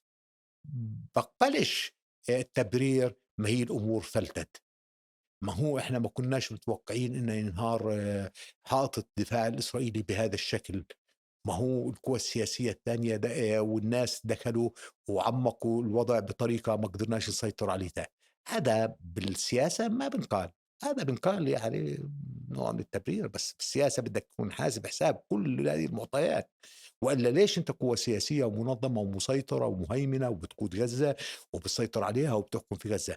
أنا باعتقد كان على حماس أن تخوض معركتها بطريقة تجنب الشعب الفلسطيني نسبيًا وليس كليًا، نسبيًا مثل هاي النتائج، مش من منطق سحب الذرائع كما يقول أبو مازن، هذا لا أؤمن فيه، الإسرائيليين يقطعوا ذرائع، بس من منطق آآ هاي ليست هي المعركة الأخيرة، ومسيرة التحرير مسيرة طويلة، والأساس في مسيرة التحرير صمود الشعب الفلسطيني على أرضه في وطنه، هذا الأساس، هذا المهم، هذا الجوهر، هذا القضية المركزية، فبالتالي كان يفترض أن على حركة حماس أن تحسب هذا الحساب بدقة أكثر أو زي ما باقولها تتوزن بميزان من ذهب، بمعنى آخر بدقة متناهية بمليجرام، لأنه مستقبل الشعب الفلسطيني لا يمكن أن يصبح رهينة لاجتهادات قد تكون خاطئة.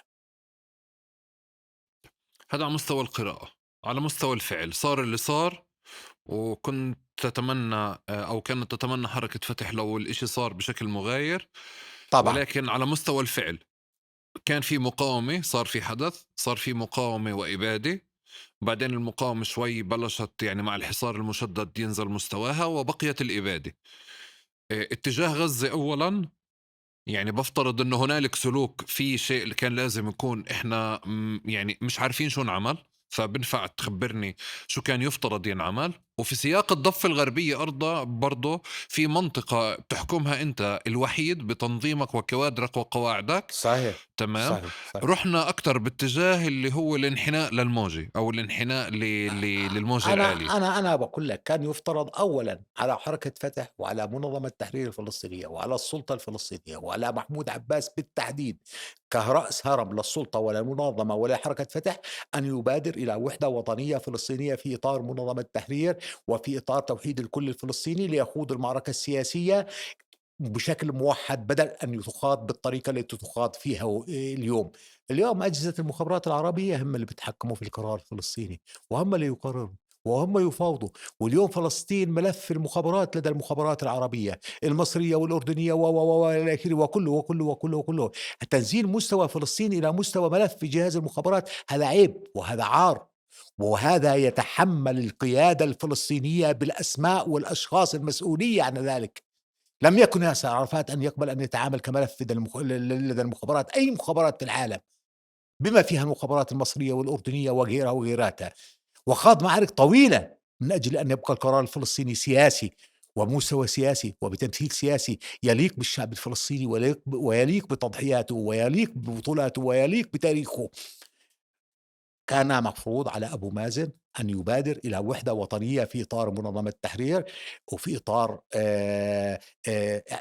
إعادة الاصطفاف الفلسطيني بما يوازي التحديات التي تواجهها القضية الفلسطينية، واللي هي الإبادة والتطهير، الإبادة في غزة وتطهير العرق في غزة. هذا أولا. السؤال، ما هو حماس بتقبلش، هذا مش مبرر، هذا كلام فارغ. حماس، ما هي حماس بتقبلش، ما هي حماس مش رادة، ما هي حماس مش موافقة على شروطنا. كان مفروض أن تحاول مرة ومرتين وعشرة وعشرين ومية ومية وعشرين حتى تصل للوحدة الوطنية الفلسطينية، وبأقصر مسافة زمنية وبأكثر الطرق ملائمة حتى تواجه المعركة السياسية الموازية للمعركة العسكرية في غزة. كان معروف لدى القيادة الفلسطينية، وكان معروف لدى كل فلسطيني، وكان معروف لدى كل ذو عقل في المنطقة، أن الإسرائيليين حاربوا حماس أسبوع في غزة، بس حاربوا الشعب الفلسطيني 20 شهر بعد الأسبوع الأول. حاربوا المستشفى، وحاربوا المدرسة، وحاربوا المية، وحاربوا الكهرباء، وحاربوا الطفل، وحاربوا الممرض، وحاربوا دكتور الجامعة. وبالتالي كان الحرب بهدف الإبادة. كان معروف لأبو مازن هذا الحكي. كان بسوى أن نعمل وحدة وطنية فلسطينية ويجلس أبو مازن على الطاولة يفاوض باسم الفلسطينيين ككل، وباسم حماس، وباسم الشعبية، وباسم الديمقراطية، وباسم السنوار، وباسم الكل الفلسطيني، حتى نخرج بصيغة تقصر حرب الإبادة أو تجنبنا الإبادة قدر الإمكان. أنا ما بدعي أنه كان يعني أبو مازن بإيده عصا سحرية بيقدر يحقق هذا الحكي، بس كان يكفي شرف المحاولة، وكان يكفي صدقية المحاولة، وكان يكفي مسؤولية المحاولة، وكان يكفي جدية المحاولة. لم تكن لا جدية ولا مسؤولية ولا وطنية المحاولة، لم تكن. شو كان أخذ موقف الحياد السلبي، ننتظر، وكان قسم ينتظر إذا بدك ويفرض، تستخدم مصطلحات تانية غير الحياد السلبي شو بتستخدم؟ وكان قسم ينتظر هزيمة حماس بيعتقد حاله هو البديل، وكان بعض بنتظر خلينا نشوف الرياح وين بتروح، احنا بنمشي مع الريح حسب الريح. إذا انتصرت حماس بندور صياغة، وإذا ما انتصرتش حماس بندور صياغة أخرى. وأنا باعتقادي هذا موقف أقل ما يقال فيه أنه انتهازي، أقل ما يقال بالتوصيف المؤدب، بالتوصيف الخلوق، بالتوصيف السياسي، هو انتهازي. أما بتوصيفات شعبية لا، هو أكثر من الانتهازية، أردأ من الانتهازية. ماذا عن الضفة الغربية؟ الضفة الغربية كان يفترض على القوى السياسية في الضفة الغربية، شوف أقول لك شغلة واحدة، كل العالم مقصر بحق غزة، متحدة، أوروبا، أمريكا، الوطن العربي، العالم الإسلامي، كله مقصر بحق غزة. لكن أكثر المقصرين بحق غزة هم الفلسطينيين، هم الفلسطينيين، وهم الضفة الغربية. أنا ما بقول كان مفروض من الضفة الغربية أن تحمل السلاح وتطلع تقاتل في الشوارع، لا، ما في إمكانية، وهذا عبث. لأنه كمان إحنا بدنا نجنب الضفة الغربية كمان التطهير العرقي قدر الإمكان إذا بنقدر، مع أنه التطهير العرقي سياسة إسرائيلية وسياسة رسمية إسرائيلية ومعلن عنها. برنامج سموتريتش اللي تبناه نتنياهو في الحكومة الأخيرة لحسم الصراع هو برنامج تطهير عرقي بشكل واضح وجلي. يعني مش أنا بدي أحلل، يعني هذا مش بحاجة لتحليل ولا بحاجة لسياسي، هذا بحاجة قارئ صف أول بقرأ بيعرف إنه برنامج تطهير عرقي. كان معروف هذا الحكي، بس أقل معدل تجنيب الضفة الغربية مسار ممكن يؤدي إلى تسريع التهجير، هذا مهم. لكن كان يمكن للفلسطينيين في الضفة الغربية والفلسطينيين أن يكونوا متضامنين مع غزة بطريقة أكثر فعالية، بطريقة أكثر تأثيرا، بطريقة أكثر حضورا.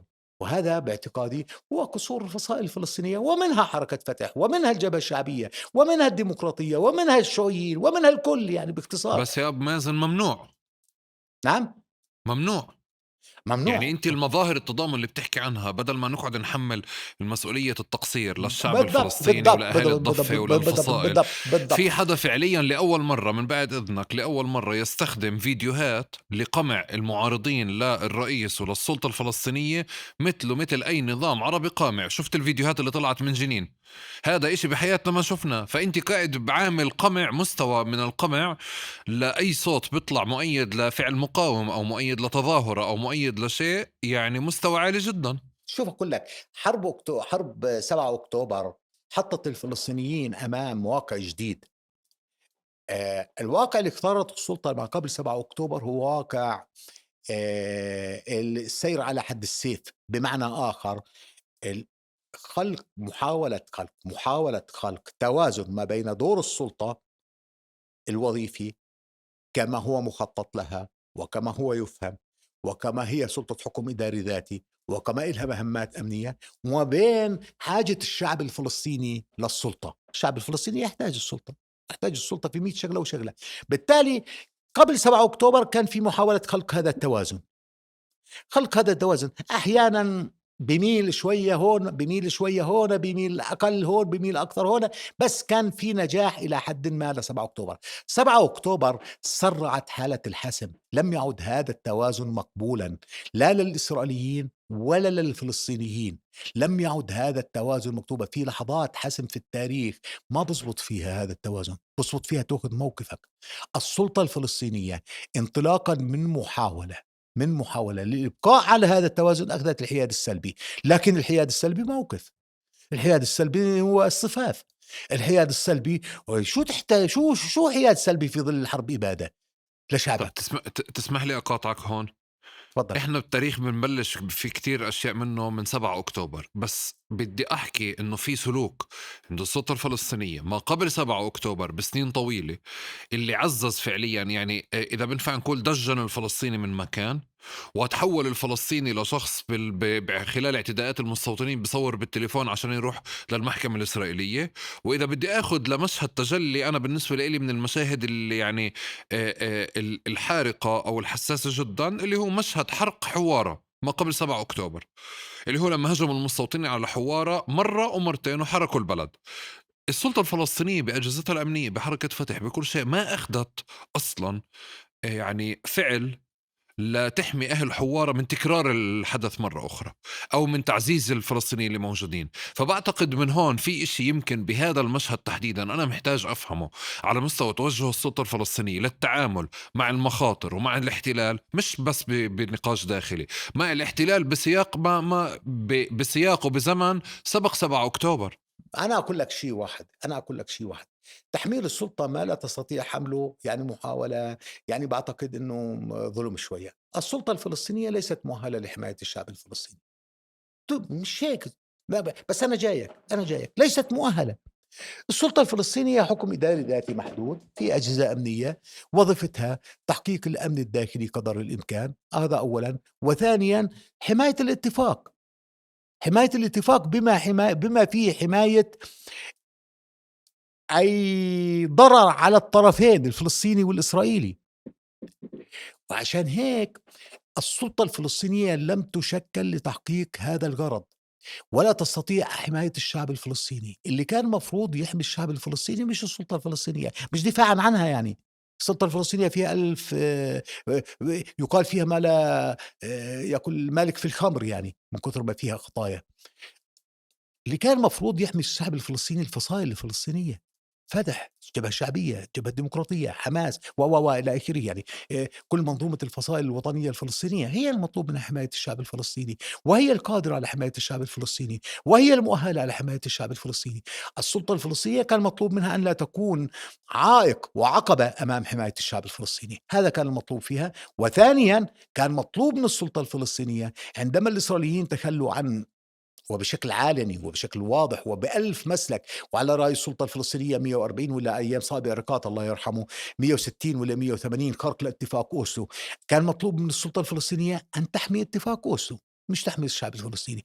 إن عندما يخترق الإسرائيليين اتفاق أوسلو إحنا بننزل كمان دورنا، وبننزل دورنا في اتفاق أوسلو. كان ممكن استخدام هاي الأوراق بطريقة صحيحة وبطريقة ذكية وبطريقة منطقية بما يساهم في حماية الشعب الفلسطيني بطريقة. أما أنا ما بقول لك، أنا بقول لك يعني الطلب الكل واحد بقول لك يا أخي الأمن الوطني يروح يقاتل الإسرائيليين. الأمن الوطني ما بيقدر يقاتل الإسرائيليين، بكلاش ما بقدرش يقاتل الإسرائيليين، مشان نعرف نحكي بصراحة. والسلطة الفلسطينية مش تنظيم فدائي يعني، مش قوات عاصفة لحركة فتح. السلطة الفلسطينية قوات لحماية الاتفاق، هذا بشكل واضح جدا هاي وتحقيق حماية الأمن الدولي. الاتفاق هذا مصطلح تجميلي للغة.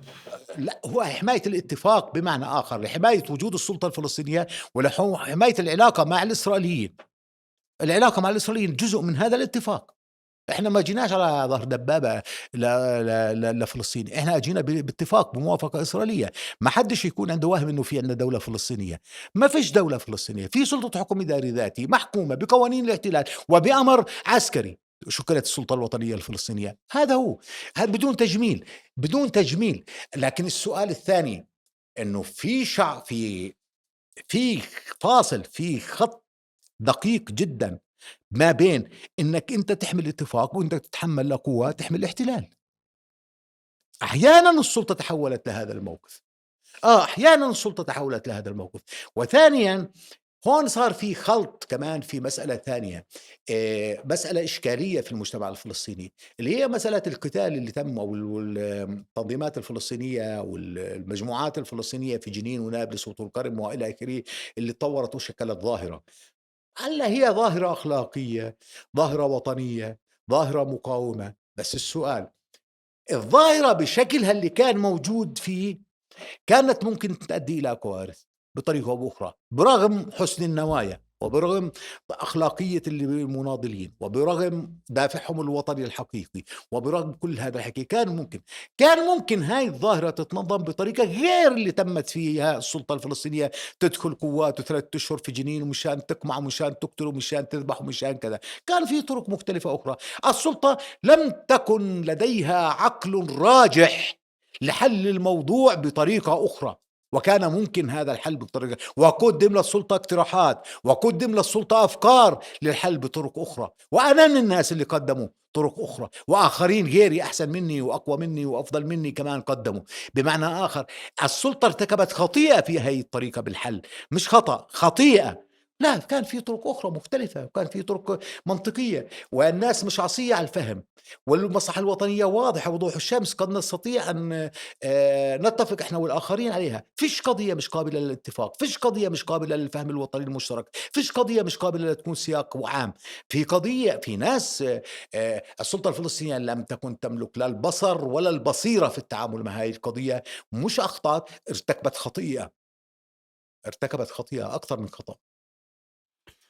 بنفع تساعدنا نفهم اليوم نفسية الفتحاوي في مناطق الضفة الغربية، وهو عم بشوف الجرائم وعم بشوف الإبادة في غزة، انحكى له على توجه سياسي بأنه لازم ننحني، بس يعني صار في الشعور اللي أنا بعرفه من ذات الناس اللي كانوا يحكوا لي إنه التوجه الأفضل هو الانحناء للموجة.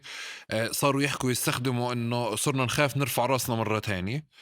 ومن مكان تاني في كمية الاعتداءات والاعتداءات المستوطنين والبلطجة المستوطنين اللي الفتحاوي يرى بأنه لابد من أنه يكون في له دور اتجاه ليحمي قريته بلدته مدينته أو منطقته على الأقل إذا ما بده ينتصر للإبادة في غزة بأي شكل من الأشكال.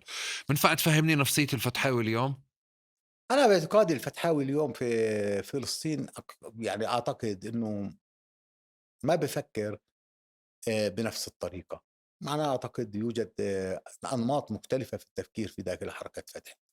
يوجد نمط وهي القلة القليلة وهي القلة المستأثرة ومن حولها، يعتقدوا إنه اللي بيحصل اليوم مش كويس، يعني حماس تنهزم منيح كويس، وهذا الحكي بيعزز سلطة فتح، وهذا الحكي بيقوي حركة فتح، وهذا الحكي برجع دور حركة فتح لدورها الأساسي إذا بتنهزم حماس. وهذا باعتقادي، وهي فئة قليلة، وأنا باعتقادي فئة معزولة، وباعتقادي فئة مش جماهيرية، وباعتقادي فئة كمان يوجد ألف سؤال حول طريقة فهمها، ووطنية فهمها ووطنية مسلكها كمان، يعني يوجد ألف علامة سؤال. هناك القاعدة العامة في حركة فتح تعيش حالة الاضطراب اللي قلت لك عنه. هي حركة وطنية تشعر بغضب، تشعر بقهر هائل من ما يحصل في غزة، تشعر بسحق، تنسحق نفسيتها، تنسحق أمام هذا الجريمة الكبيرة اللي بتحصل للفلسطينيين في غزة. وهاي الفئة ترى إنه يجب أن يكون دورها مناضل. لكن في سؤال كبير في وسط حركة فتح وفي وسط الشارع الفلسطيني بشكل عام، هذا السؤال لحتى اللحظة فيش إجابة. هذا السؤال بينطلق من حقيقتين. الحقيقة الأولى، طب إذا كانت مفاوضات عبثية بين قوسين لمدة 30 سنة أدت فينا إن الاحتلال تشرع أكثر في الضفة، والاستيطان تغول أكثر في الضفة، واعتداءات المستوطنين تحولت إلى منهج وقوة سياسية منظمة لتنفيذ التطهير العرقي محمية بدولة إسرائيل ومحمية بالجيش الإسرائيلي. هاي 30 سنة مفاوضات أدت إلى هذا الوضع. وبالمقابل إذا كانت المقاومة في غزة أدت إلى تدمير 90% من غزة وقتل 70 ألف أو 100 ألف فلسطيني، استشهاد 100 ألف فلسطيني في غزة و200 ألف جريح فلسطيني في غزة، يعني أكثر من 10% من عدد سكان غزة بين شهيد وجريح، وإضافة إلى تدمير كل البنى التحتية في غزة، من جامعات، من مدارس، من مستشفيات، من طرق، من مياه، من مواصلات، من كل شيء وكذا. طب إحنا أمام سؤال كبير، طب شو نعمل؟ هل يوجد طريق آخر غير بين قوسين مفاوضات عبثية أو مقاومة مغامرة؟ هل يوجد طريق آخر؟ هذا السؤال باعتقادي هو السؤال الضخم اللي بيعيشه كل واحد في حركة فتح، واللي بيعيشه معظم المفكرين الفلسطينيين، واللي بيعيشه معظم المثقفين الفلسطينيين، واللي غايبة الفصائل عن الإجابة عليه، من معارضة لغير معارضة، فصائل تهرب من السؤال. إما تهرب بصمتها، إما تهرب ببيانات غوغائية لا معنى لها، بتردد كلام إنشائي، بتقرأ البيان بتطلعش بجملة مفيدة، بتطلعش بجملة، بتقرأ بيان كامل صفحتين بتطلعش بجملة مفيدة يا رجل. كلام أي كلام، يعني شو إيش أي كلام. هروب من مواجهة السؤال المصيري، ماذا يجب على الشعب الفلسطيني أن يفعل؟ أنا باعتقادي حركة فتح تعيش هذا السؤال بقوة وبعمق. صحيح ناس بيعيشوه ببساطة، بس اليوم بائع الخضرة، بائع الفلافل، شوفير تاكسي، المثقف في حركة فتح، الكادر بيسأل نفسه السؤال: وين إحنا رايحين؟ والله كل يوم بنسأله مرتين 3، عوني وين إحنا رايحين؟ بيسألوه بطريقة بسيطة، ساذجة، طيبة، أصيلة، مش ساذجة، أصيلة يعني بأصالة. طب وين نروح؟ شو نسوي؟ يا بقول لك وين إحنا رايحين؟ طب شو نسوي؟ طب شو في شيء ممكن ينعمل؟ هذا السؤال اللي المفروض يصدى له أولا القوى السياسية الفلسطينية. انتوا قوى سياسية بتقود الشعب الفلسطيني، مطلوب تجاوبي على هذا السؤال وتحط الشعب الفلسطيني أمام الجواب الصحيح، أمام الجواب المنطقي، أمام الجواب اللي بيحمي الشعب الفلسطيني، أمام الجواب اللي بقربنا من التحرير. ما في قوى سياسية تتصدى لهذا السؤال لتجيب عليه ده. وهذا غياب فكري مذهل، غياب والاستعاضة الأجوبة الديموغرافية، يعني إنه وطن والتحرير والانتصار هذا مش إجابة. أو الاستعاضة: خلّينا ننحني وخلّينا نسكت وخلّينا نكون مؤدبين مشان بلاش يصير تهجير، كمان هذه إجابة سخيفة. بدك إجابة تشكل رافعة للانتقال إلى مرحلة أقرب للتحرر، بلاش أقول للتحرر، يمكن يكون التحرر بعيد، بس أقرب نسبيًا للتحرر، أقرب نسبيًا لتحقيق أهداف الشعب الفلسطيني. وبدك إجابة تعزز صمود الفلسطينيين على أرضهم بطريقة أو بأخرى، لأنه جوهر الصراع الفلسطيني الإسرائيلي الصهيوني هو جوهر الصمود على الأرض، جوهر الناس، جوهر الديموغرافيا. ليش في تهجير؟ ليش الهدف الأساسي التهجير؟ لأنهم بدركوا أن الديموغرافيا هي في الأخير صانعة سياسة.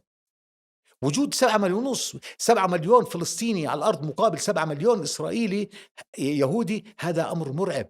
لكن المرعب أكثر بعد 10 سنين أو 15 سنة، لما بصيروا 12 مليون فلسطيني مقابل 8 مليون يهودي. وهذا هل سيكون له تأثير سياسة؟ مجبرين يكون له تأثير سياسة بحكم التاريخ وبحكم الواقع، بحكم الفلسفة وبحكم الاقتصاد وبحكم كل علم السياسة. داخل كل تنظيم فلسطيني في تمايز بالساحات، آه. وفي بين ساحة الضفة تحديدًا وساحة غزة. داخل حركة فتح ما قبل 7 أكتوبر كان في مزاج منقسم، خلّيني أقول إذا آه. بنفع نحكي هيك. انتبهت ما بعد الإبادة انفتح هذا السؤال بأكتر من شكل، وجزء منه بالاتصال والتواصل مع الأصدقاء في غزة، يعني اللي من حركة فتح أو مقربين من حركة فتح. صرت أشوف فعليًا إنه في مزاج فتحاوي آخر مختلف عن المزاج اللي في الضفة، بمعنى النقد اللي موجود على حركة فتح داخل الضفة الغربية جزء أساسي منه نتيجة انخراط حركة فتح في السلطة. إمم. حركة فتح في غزة انعفت بشكل أو بآخر أو حرمت يعني كما بين إمم. قوسين من إنها تكون جزء من السلطة، وموقع المعارضة لحركة حماس على مدار السنين قواها وعزز وجودها أكثر وأكثر وقواها تنظيميا. آه، الإبادة، الأحداث اللي إحنا بنشوفها، طوفان أقصى 7 أكتوبر، طوفان الأقصى، الإبادة وكل النقاش اللي إحنا قاعدين بنحكيه عزز الانقسام أكثر ما بين ساحة غزة وساحة الضفة داخل حركة فتح، أو قرب وجهات النظر أكثر وأكثر برأيك؟ أنا باعتقادي حرب 7 أكتوبر مش الحرب بحد ذاتها، تداعيات الحرب، ما بعد الحرب، 20 سنة من الإبادة لحرب الإبادة الجماعية عززت الانقسام أكثر. أولًا عززت الشعور في كل قطاع غزة أن في تخلي عنهم، في تخلي عنهم، وأن الفلسطينيين تخلوا عنهم، وعززت الشعور أكثر إنه حركة فتح تخلت عنهم. هذا الشعور تم تعزيزه بطريقة أو بأخرى. وبالتالي أنا أعتقد أنه نعم هاي الحرب عززت الانقسام أكثر. لا يمكن كالأقارب يعني الأقارب. إذا ابن عمي يعني بشوفني في طوشة وبضل حط إيده على خده وبتفرج، يعني بعد الطوشة بقول له أنت ابن عمي؟ حل عني، أنت مش ابن عمي. أنا بقبل تتكاتل معايا وأنا عادي، وبقبل تحاربني وأنا عادي، بس وأنا بتطوش مع الغرب أنت قاعد تتفرج عليا. هيك اللي صار.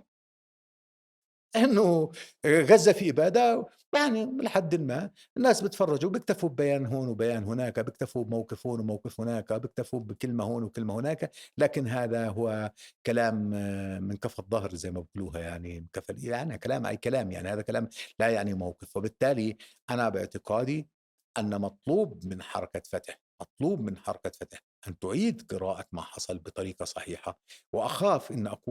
أخاف يعني أتخوّف بشكل هائل أن يكون الإصلاح قد فات في هذا الموضوع، لأنه ما عاد بعد هاي الحرب ما عاد تيجي تقول لي بدي أصلّح وبديش أصلّح وبدي أغيّر وبديش يالّا ما باعتقدش إنه هذا الكلام إذا كان بالإمكان له يحتاج إلى مدى طويل ويحتاج إلى سنوات طويلة، لأنه عمق الجرح كبير والنزف طال والموقف المتفرّج كبر. ألو، ألو،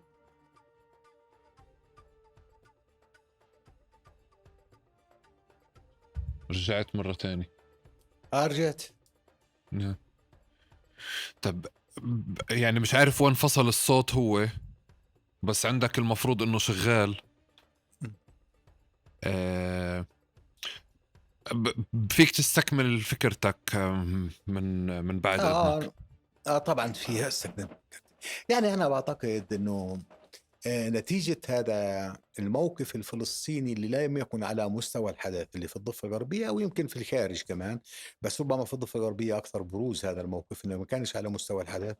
آآ بحاجة إلى مراجعة وهذا كان واضح في حركة فتح، وبالتالي كانت الأزمة الوجدانية والأزمة الفكرية والأزمة السياسية في حركة فتح أعلى منها من م في أي مكان آخر نتيجة هاي الحرب. وبالتالي زادت الأزمة في حركة فتح أكثر، باعتقد زادت الأزمة نتيجة هاي الحرب في حركة فتح أكثر. السبب الثاني خلّينا نكون موضوعيين حتى لا نحمّل حدًا أكثر من طاقته. أنه حجم القهر الإسرائيلي في الضفة الغربية ما بعد 7 أكتوبر كان عالي إلى درجة أنه حدث صدمة في حركة أحدث صدمة عند الشارع الفلسطيني لدى الفلسطينيين في الضفة الغربية. أنت لا تتخيل مستوى التعذيب الذي يواجهه المعتقلين الفلسطينيين جداد. أنا باعتقادي في 3 4000 معتقل فلسطيني بالحد الأدنى 4000 معتقل فلسطيني من 7 أكتوبر حتى اللحظة. يوجد تدمير مئات البيوت، يوجد يوجد فوق ال350 حاجز في الضفة الغربية. كل مدينة، كل قرية فلسطينية عليها بوابة، كل قرية فلسطينية عليها بوابة. تخيل أن كل قرية فلسطينية سجن صغير عليها بوابة، تغلق البوابة لا يستطيع أحد أن يخرج من القرية الفلسطينية. هذا المستوى من القمع كمان اللي في الضفة الغربية كان عامل أساسي في أشكال التضامن، أو في تخفيض أشكال، أو في تخفيض مستويات، أو في تخفيض شكل التضامن مع الفلسطينيين في غزة، حتى ما نحمّل حدا مسؤولية أكثر من اللزوم. أما بالتأكيد أن القوى السياسية بما فيها حركة فتح تتحمّل جزء من المسؤولية، نعم تتحمّل جزء من المسؤولية وجزء كبير من المسؤولية، والمسؤولية على الأكبر اللي هي على حركة فتح. يعني إذا في مسؤولية على الجبهة الشعبية وعلى الديمقراطية وعلى الشيوعيين وعلى غيرهم، في مسؤولية، بس المسؤولية الأكبر على حركة فتح حتى نكون واضعين. لأنها هي الحركة الأكبر، الحركة المؤثرة أكثر، الحركة الفعالة أكثر، فبالتالي هي تتحمل مسؤولية أكثر. لكن في كمان ظروف موضوعية يجب أن نأخذها في الاعتبار. حجم الهجمة الإسرائيلية على الفلسطينيين في الضفة الغربية غير مسبوق منذ عام 1967، وغير يعني هو مش حرب إبادة، لكن هي في أعلى من أي مستويات قمع احتلالي عبر التاريخ. إذا بدك تعطيني معالم الانقسام اللي كبرت داخل حركة فتح بين فتح غزة وفتح الضفة، تقدر تعطيني هيك تساعدني أنا يعني أفهمها باعتقد من خلال مؤشرات؟ أنا باعتقد الانقسام كان موجود قبل، في حركة فتح كان موجود قبل حرب 7 أكتوبر. ظاهرة محمد دحلان هي ظاهرة غزاوية أكثر من أي ظاهرة، أو من أي مكان آخر. هي صحيح بالتوصيف السياسي هي مش ظاهرة غزة، هي مش ظاهرة غزة. بالتوصيف السياسي هي في أزمة في حركة فتح بشكل عام، في مع محمد دحلان ناس من الضفة، في ضد محمد دحلان ناس من غزة. بس هي أخذت طابع إلى حد ما أن الأغلبية اللي مع محمد دحلان من غزة، والأغلبية اللي ضده ما موجودين في الضفة الغربية. فهي الظاهرة موجودة أصلًا قبل حرب 7 أكتوبر. هاي الظاهرة تعززت بعد 7 أكتوبر، تعززت بعد 7 أكتوبر بشكل جلي وبشكل واضح وبشكل أكثر، وأصبحت مش منطلقة من واقع إني أنا حركة فتح، أو في غزة وتخلت عني حركة فتح، من موقع إني أنا في غزة تخلت عني حركة فتح. أنا باعتقادي الأزمة اليوم بين حركة فتح وغزة بشكل عام، وليست بين حركة فتح في الضفة وحركة فتح في غزة. اليوم كل مواطن في غزة اليوم في عندهم شعور إنه حركة فتح تخلت عنهم. وكل مواطن حتى لو كان من حماس، حتى لو كان من الشعبية، حتى لو كان من الديمقراطية، حتى لو كان مستقل، حتى لو كان كذا. أنا باعتقادي أن الأزمة تحولت من أزمة بين طرفي حركة فتح، طرف في غزة وطرف في الضفة بشكل أساسي، إلى بين غزة وكل حركة فتح. وهذا الشكل الجديد اللي كان، أو بين غزة وكل الضفة الغربية وعلى رأسها حركة فتح، حتى نكون موضوعيين وحتى نكون أكثر دقة في التوصيف. لأنه لسبب بسيط، إذا أنا باحكي عن الدور النضالي في الضفة الغربية، بس لازم أقول بالأول بتتحمل مسؤوليته حركة فتح، لأنها هي التنظيم الأكبر. أبو مازن، أنت اسمك يعني عرّفت وقدّمت حالك بكثير من المواضع على يعني حول قديش إنّك أنت براغماتي على مستوى التفكير وعلى مستوى النقد، واسمك حضر بسنين بمبادرات اللي هي العمل المشترك مع الإسرائيليين ضمن فكرة الدولتين. إذا بدي أبلّش سؤالي، يعني صعب أتجاوز هذا الموضوع لإنه كمان جزء من نتائج 7 أكتوبر وصّلت كل النقاط أو المساحات المشتركة إلى حائط مُغلق أو حائط يعني سد منيع، منّه إنه الناس اللي أنتم أو أنت أو غيرك كنتوا تشتغلوا معهم وصلوا لمحل إنه ما بدهم يدينوا الإبادة فرضًا. فهل تعتقد إنه هذه المساحة اللي أنتِ قضيت عُمر فيها شغّال فيها عم توصل لنهايتها بعد شوف أقول الإبادة؟ لك شوف أقول لك شغلة أساسية. القصة مش قصة، القصة في موضوعين في هذا الموضوع. الموضوع الأول له علاقة بفهم مفهوم التطبيع، والعلاقة مع الإسرائيليين. كويس نفكك هذا المفهوم، يعني نحاول نضيء عليه ده. والمسألة الثانية هي العلاقة بالاستراتيجية الفلسطينية للصراع. شو إحنا بدنا كفلسطينيين؟ وإذا إذا وصلنا لاستنتاجات بهذا الموضوعين، أنا باعتقادي بصير كل شيء مفهوم سلبًا أو إيجابًا، وكل شيء قابل لإصدار الأحكام عليه سلبًا أو إيجابًا. إذا كان مفهوم التطبيع هو أي علاقة مع أي إسرائيلي يهودي تطبيع، معناها بيكون الموضوع مختلف. أنا يعني بيكون التوصيف أسباب الانطلاق في التطبيع العلاقة مع الإسرائيلي اليهودي. شو بيكون شكل العلاقة، شو بيكون مضمون العلاقة، فهي علاقة مرفوضة وعلاقة هي شكل من أشكال التطبيع، وحنيتها بنصير ندين في كل أعضاء الكنيسة الفلسطينيين، بنصير ندين في كل الفلسطينيين الموجودين في الداخل، بنصير ندين في كل الحوارات، وبندين كل اليساريين الإسرائيليين اللي واقفين معنا أو لأ، اللي واقفين. هدول بنعملهم استثناء، اللي أوكي، بالداخل نعملهم استثناء. طيب لو لا لأنه لا، بنقاش لا. التطبيع أصلًا إحنا ما بنحكي، يعني نقاش طيب، طيب. الكنيست شيء آخر، نقاش 48 شيء آخر. طيب أوكي، معناها بندين كتير من القضايا اللي في الضفة الغربية اللي صحيح. موجودة. أمّا إذا كان التطبيع له علاقة بمفهوم أنه إقامة علاقة على قاعدة التعايش مع الاحتلال والتماهي معه، فهي علاقة تطبيع، سواء تماهي أو تعايش ثقافي أو سياسي أو اجتماعي أو فني أو رياضي أو إلى آخره، كل مناحي الحياة. أمّا العلاقة القائمة على قاعدة إنهاء الاحتلال ووصول الشعب الفلسطيني إلى التحرر والاستقلال، فهي علاقة مقبولة وعلاقة ضرورية، بس وعلاقة واجبة أيضًا. حقيقتها بتختلف الصورة. أنا باعتقد زينا زي كل الشعوب في الأرض اللي خاضت الحرب ضد الاستعمار. الجزائريين انتصروا في باريس قبل ما ينتصروا في الجزائر. الفيتناميين انتصروا في شوارع نيويورك وواشنطن وأنجيلا ديفيز وإلى آخره من المناضلات الأمريكيات اللي ناضلوا ضد الاحتلال في فيتنام قبل ما ينتصروا في هانوي وفي فيتنام. بمعنى آخر أن العلاقة مع قوى سياسية إسرائيلية تستوعب مفهوم حق الفلسطينيين في التحرر والاستقلال هي علاقة واجبة وضرورية، لكن القاعدة السياسية للعلاقة هي اللي بتفرق إن هذا تطبيع أو مش تطبيع. إذا كانت العلاقة التعايش مع الاحتلال والتماهي معه وفرض وتكييف الأمر الواقع وتجميله، فهي علاقة تطبيع بلا شك بس ولا شو بدون نقاش. مرجعك بهذا الفصل؟ مرجعي هي ما يجمع عليه الفصائل الفلسطينية، اللي هي حق الشعب الفلسطيني في إقامة دولة فلسطينية مستقلة عاصمتها القدس الشريف، القدس الشرقية وذات سيادة، وحق العودة الفلسطيني. هاي مرجعيتي. مرجعيتي أي علاقة تنتقص من هاي المفاهيم الأساسية فهي علاقة في إطار التطبيع، وهي مرفوضة وهي مدانة وهي ضد مصالح الشعب الفلسطيني ويجب أن تستنكر ويشهر فيها. يعني أنا مثلًا بدي أضرب لك مثال. ليزا لانجر إسرائيلية يهودية. ليزا لانجر كانت محامية عن الأسرى الفلسطينيين سنة 1967 لل70، بعدين راحت على ألمانيا، بعدين توفت قبل سنتين. بليزا لانجر انعمل لها حفل تأبين في الدهيشة وعزاء، وانفتح بيت عزاء لبليزا لانجر في الدهيشة. فيرنو تويل فرنسي، يهودي فرنسي، هو اللي قام على أساس حملة التوأمة بين المدن الفرنسية ويهودي. هو يهودي تونسي أصلًا، يعني مشان نحكي مش نقولش بس فرنسي، هو يهودي تونسي، وهو اللي قام على حملة التوأمة بين المخيمات الفلسطينية والمدن الفرنسية، واللي أنا كنت جزء من هاي الحملة، وطلعت على فرنسا 4 مرات. لمّا توفى في فرنسا وكانت وصيته أن يُدفن في الدهيشة. فحُرق جثمانه ودُفن في الدهيشة ودُفن على الدهيشة بمراسيم رسمية بمشاركة السفارة الفرنسية ومشاركة أصدقاء له ومشاركة فرنسيين ومشاركة فلسطينيين، عشرات ومئات الفلسطينيين.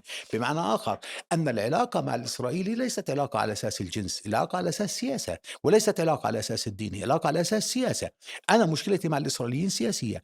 إذا في إسرائيلي بيقول أنا باوافق على حق الشعب الفلسطيني في دولة مستقلة عاصمتها القدس وحق العودة، هذا هو صديقي وهو حليفي. وهو طب باعمل أنت بالمثالين اللي ذكرتهم خلطت شوي ما بين الإسرائيلي اللي موجود فعليًا وما بين شخصية ما حدا من الشعب الفلسطيني، بالعكس بجوز بيطبعوا صورها وبحطوها عندهم في صحيح. البيوت، اللي هي طلعت برّا. مش هون النقاش، النقاش أكتر بيكون بهذه المساحات على لإنك أنت يعني لإنك أنت فتحت موضوع التطبيع بنقاش فعليًا الإسرائيليين اللي موجودين في المستوطنات، وفي عموم مناطق ال48، آه، هدول العمل المشترك معهم. هون في نقاش آخر، هذا مش حدا فرنسي عايش بفرنسا ولا أوكي، يهودي أوكي. تونسي عايش لا بفرنسا في ولا واحد تاني. يعني آه، باعتقد هون أحيانًا بصير في خلط بهذه القصة.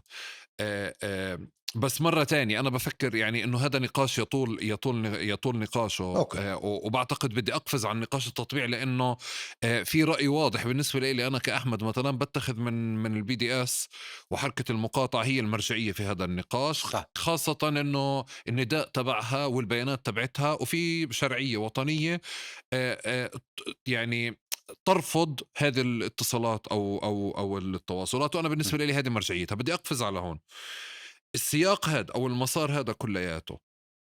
هل تعتقد إنه وصل ما بعد الإبادة إلى حائط مُغلق؟ أنا باعتقد إنه بعد حرب الإبادة الإسرائيليين مرّوا بمرحلتين أو 3 مراحل خلّينا نقول، المرحلة الثالثة لم تأتي بعد.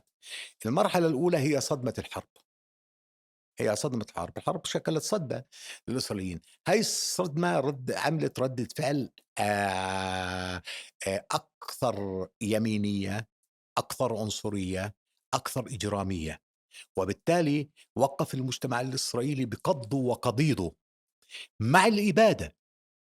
وليس صامت. بأغلب المجتمع الإسرائيلي، لمّا باقول أغلبية المجتمع الإسرائيلي باحكي أغلبية 90% وأغلبية 95%، يعني بدي أستثني 3، 4% يعني أوكي، يعني وهدول مستثنيين دايمًا إلهم مواقف ص ص ص صريحة وواضحة، وأقل من 3% أو 5% يمكن أقل، ما باعرف قديش النسبة، بس أنا باعتقادي بأغلبية الساحقة من المجتمع الإسرائيلي كانت ردة فعلها هي دعم حرب الإبادة، وتحولت الإبادة من فعل يمارسه الجيش الإسرائيلي إلى فعل يغطيه المجتمع الإسرائيلي ويناصر المجتمع الإسرائيلي وتبرر الصحافة الإسرائيلية وتشرعنه القضاء الإسرائيلي. بمعنى آخر تحول فعل الإبادة إلى فعل جمعي إسرائيلي. هاي المرحلة الأولى، وبالتالي إذا كنت تقول مين ضد الحرب على غزة كان يطلع لك 5% ضد الحرب على غزة، إمم. ما يطلعلوش أكثر 7%، 5%، 6%.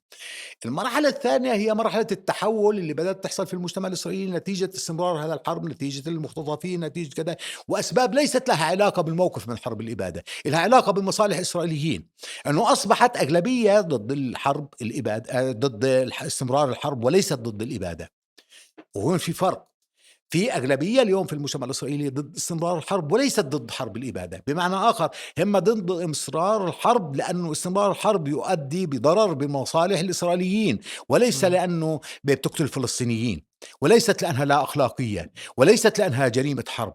في أغلبية، هلا في هاي الأغلبية اللي صارت ضد الحرب ازداد عدد الفلسطينيين اللي ضد حرب الإبادة، ازداد، وبدأ في شخصيات طبيعتها صهيونية ضد الإبادة، يعني واحد زي أولمرت، واحد زي يهود أولمرت، واحد زي شو اسمه وزير الدفاع السابق هلا بتذكر لك اسمه، يعني شخصيات طلعت شخصيات موصوفة بيمين أو بالوسط الإسرائيلي، وهي بتقول إن اللي يمارس بغزة هو حرب إبادة، وبالتالي هذا غلط، وبالتالي هذا مش مزبوط، وبالتالي شيء. انسى موقف جدعون ليفي وموقف عشرات زيه، هدول جدعون ليفي موقف مبدئي ضد حرب الإبادة من البداية، يعني هدول، بس هدول أقلية لا ترى بالعين المجردة في المجتمع الإسرائيلي، يعني أقلية الأقلية، يعني أقلية لا ترى بالعين المجردة، أقلية ميكروسكوبية يعني زي ما بسموها إلى آخره. وبالتالي تطور الموقف. السؤال التطور الثالث اللاحق اللي هو بدأ بوادره وإرهاصاته، طب قائم على السؤال التالي، طب إذا إحنا استخدمنا حرب الإبادة وعملنا في الفلسطينيين ما لا يستطيع أحد أن يعمله، قتلنا 200 ألف، دمرنا غزة بنسبة 90%، عملنا حرب تطهير عرقي في الضفة الغربية، والفلسطينيين ما زالوا موجودين، شو الحل؟ شو الحل؟ كيف ممكن نتعامل؟ هذا بدأ يؤدي إلى نشوء وتطور واسع في إسرائيل، ولكن لسه بدايته إنه ما فيش حل مع الفلسطينيين إلا التعاطي معهم بحل سياسي. استخدمنا كل ما يتعلق بالإبادة، ضربنا غزة بما يعادل 6 قنابل ذرية، 6 قنابل نووية على طريقة أو على مستوى قنبلة هيروشيما، قتلنا 100,000. دمّرنا كل البنية التحتية في غزة. دمّرنا مئات البيوت في الضفة الغربية في جنين ونابلس ورايحين، وبيرحلوا من مكان لمكان، بيرحلوش خارج الوطن، بيرحلوش للأردن، بيرحلوش لسوريا، بيرحلوش لمصر، بمعنى آخر زي اللي بينتقل من شقة لشقة في نفس البيت، اللي بيرحل من مخيم جنين وبيسكن بيسكن في طول كرم أو بيسكن في نابلس هو منتقل من شقة لشقة في نفس الوطن. هذا لا يؤدي إلى تغيير في السياق السياسي العام، لا تؤدي تغيير في الديموغرافيا، هذا يؤدي إلى تغيير يعني ثقل سكاني هنا بينتقل من نابلس لجنين، من جنين لطول كرم، من طول كرم لبيت لحم. هذا لا يؤدي إلى تغيير سياسي. بالتالي إذا استخدمنا كل ما يمكن استخدامه وتوافرنا الفرصة ولقينا الدعم الأمريكي ولقينا الصمت العربي ولقينا الصمت الخجول الأوروبي، لأنه الصمت العربي أسوأ من الصمت الأوروبي، الصمت الأوروبي لسه أفضل من الصمت العربي، ولقينا كل هذا الحكي والفلسطينيين لم يختفوا. ما فيش خيار أمامنا، عشان هيك الاستطلاعات الرأي العام الإسرائيلية في المرحلة الأخيرة لما بيسألوهم سؤال 74% بيقولوا الشعب الفلسطيني لن يختفي. هاي نتائج حرب 7 أكتوبر. المتخلفين اللي مش شايفين نتائج حرب 7 أكتوبر الفلسطينيين، بعض الفلسطينيين اللي بيقول لك حرب أكتوبر يعني شر مطلق، لا هي مش شر مطلق، هي فيها أخطاء، فيها حسابات غلط، بس فيها فوائد وفيها إنجازات وفيها شيء عظيم. هاي الحملة العالمية كلها من نتائج حرب أكتوبر. هاي الحملة العالمية يمكن مش من نتائج قتال الفلسطينيين وبس، نتاج كمان آآ نتاج الفلسطيني الضحية، صورة الفلسطيني الضحية، صورة الفلسطيني الضحية كانت عامل مؤثر أكتر من مرات من الفلسطيني المقاوم. لمّا لمّا انمزجت الصورتين في بعض، الفلسطيني المقاوم والفلسطيني المضحي، طلعت هاي الحملة العالمية الغير مسبوقة في التاريخ الفلسطيني، وطلع هذا الانكشاف للصهيونية غير مسبوق في التاريخ الدولي، وطلعت هاي الصورة البشعة لإسرائيل، وطلع هذا الصمود الإسرائيلي للفلسطينيين، وطلعت الصورة مختلفة. هذا كمان من 7 أكتوبر اللي فيها شغلات غلط. بالتالي اللي بيشوف الصورة أحادية من موقع واحد إنه يا شر مطلق يا خير مطلق، هذا ما بيشوف سياسة، هذا عنده عمى سياسي. كل أمر فيه عناصر خير وعناصر شر، في عناصر إيجابية وعناصر سلبية. إذن في ظل هذا الصراع وفي ظل التطور إحنا بحاجة لاستراتيجية فلسطينية نحدد شو بدنا. أنا لما بحكي عن العلاقة مع الإسرائيليين ما بحكي عن العلاقة مع الإسرائيليين، أنا بحكي بالضبط إحنا نحدد الفلسطينيين شو بدنا. إحنا بدنا دولة فلسطينية، بدنا استقلالية فلسطينية، بدنا يضل الرابط بين الشعب الفلسطيني ككل والوطن ككل والقضية صورتها الأساسية. أنا باعتقادي هي الاستراتيجية الفلسطينية المطلوبة، أولًا تقديمها للعالم، و2 لنقاش الإسرائيليين فيها ونقول للإسرائيليين هون إحنا بالضبط واقفين في مكان ما. اللي بتخيل إن حرب 7 أكتوبر كان ممكن إنها تلغي وجود الإسرائيليين واهم، زي ما بالضبط الإسرائيلي اللي كان بيتوقع إن حرب الإبادة تلغي وجود الفلسطينيين. الإسرائيليين بكوا بعد 7 أكتوبر، انهزموا، اتضرروا، تأثروا، بس بكوا. الفلسطينيين اتضرروا، توجعوا، فقدوا ضحايا، فقدوا دم، فقدوا شهداء، بس موجودين.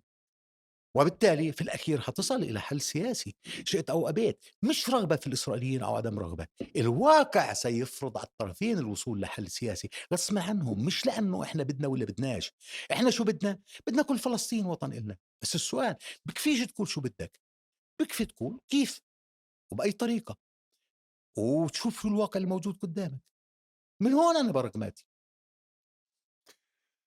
حدا مثلك براغماتي وعنده يعني سنين طويلة من الكتابة والتعبير عن الرأي والنضال الداخلي جوا فتح وعلى مستوى فلسطيني، أخذ كتير مواقف. بنفع أسألك سؤال، إذا في موقف بتستحضره نادم عليه؟ إذا في موقف بس تحضره نادم عليه، كنت بتحب لو أخذت موقف آخر على الأقل إذا مش نادم؟ شوف أقول لك شيء واحد. بالسياسة ما بزبط تناقش موقف بالأمس بمفاهيم اليوم. أنا يعني بحكي على شعور إنساني. هلا مش قاعد أنا وياك نتفاوض. مش لا لا قاعدين لا لا باجتماع سياسي، عم بحكي على لا لا لا مستوى لا شعور إنساني بينك وبين حالك. مم. يعني السياسيين حتى ما عادة ما بيعبّروا عن أو ما بيجيبوا هذا السؤال، أولا نادرًا ما أنا يجيبوا. أنا بعتقد يعني في شيء له طابع إنساني يمكن مهم. يعني أنا اضطريت في إطار سنوات نضالي طويل إني أغيب عن بنتي لمدة 12 سنة أو 11 سنة. ولدت ولم أراها، شُفتها لأول مرّة في حياتي وعمرها 10 سنوات. نتيجة وجودي في الاعتقال هي وجودها في الأردن. آآ بعدين للأسف تطوّر الحال بعد ما التقيت أنا وياها وإشي.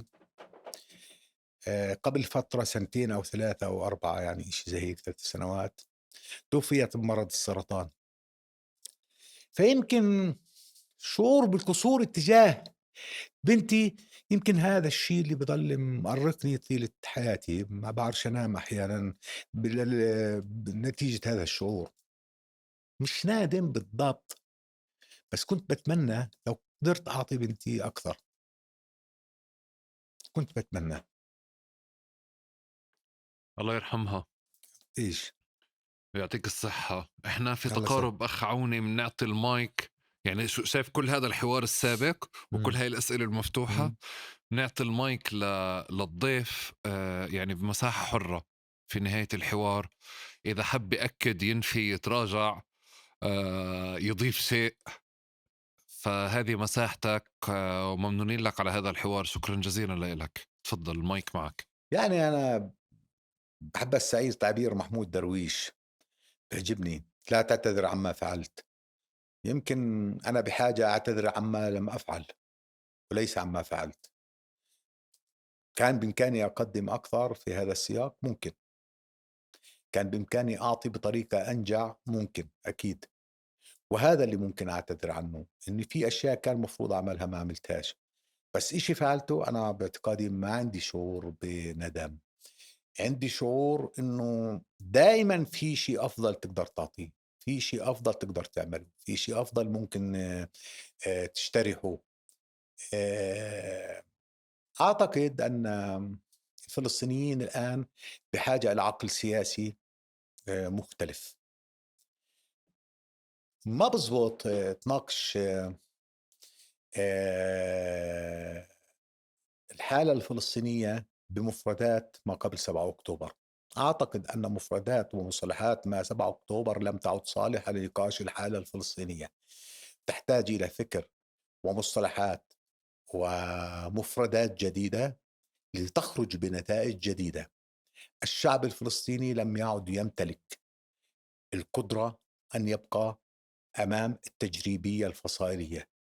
التجريبية الفصائلية التي 30 سنة مفاوضات، بعدين آسفين ما قدرناش نحقق شيء.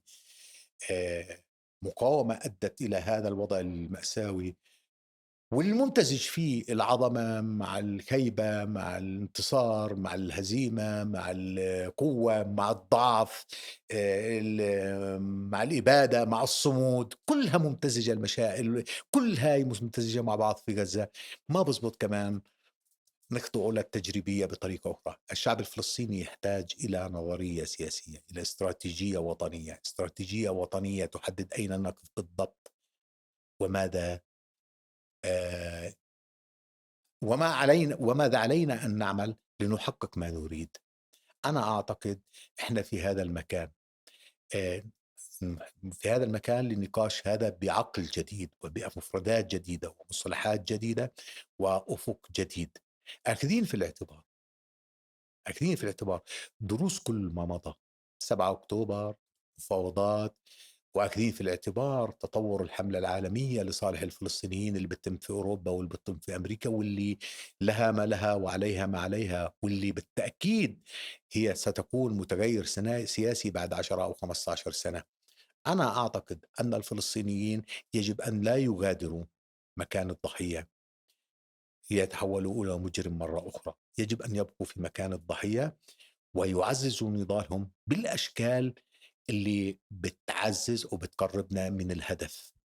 مش بالضرورة أن نكون أسرى لشكل واحد، مش بالضرورة أن نكون أسرى لنمطية محددة، بالضرورة أن نعمل لإحداث هذا التراكم اللي يؤدي إلى التغيير النوعي في مرحلة من المراحل.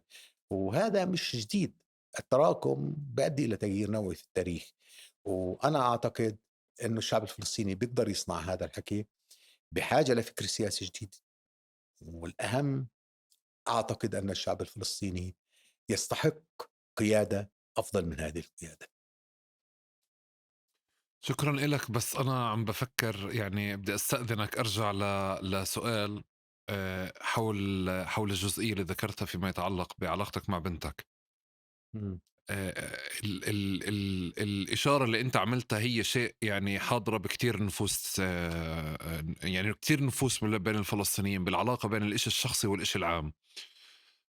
أنت كنت بعمل سياسي بمساحة عامة وأثّر على الشيء الشخصي، بينفع تحكي لي عن يعني تشاركني هذا التناقض بأنت كيف عبّرت عنه؟ إذا بينفع نسميه تناقض أصلًا، يعني بس والله كيف شوف هاي أقول لك، العلاقة والله أنا شوف المشلبكة؟ أقول لك شوف، أنا باعترف إني أنا طبيعتي الشخصية متطرفة، مش متطرفة سياسيًا يعني، متطرف بشكل شخصي، بأي معنى؟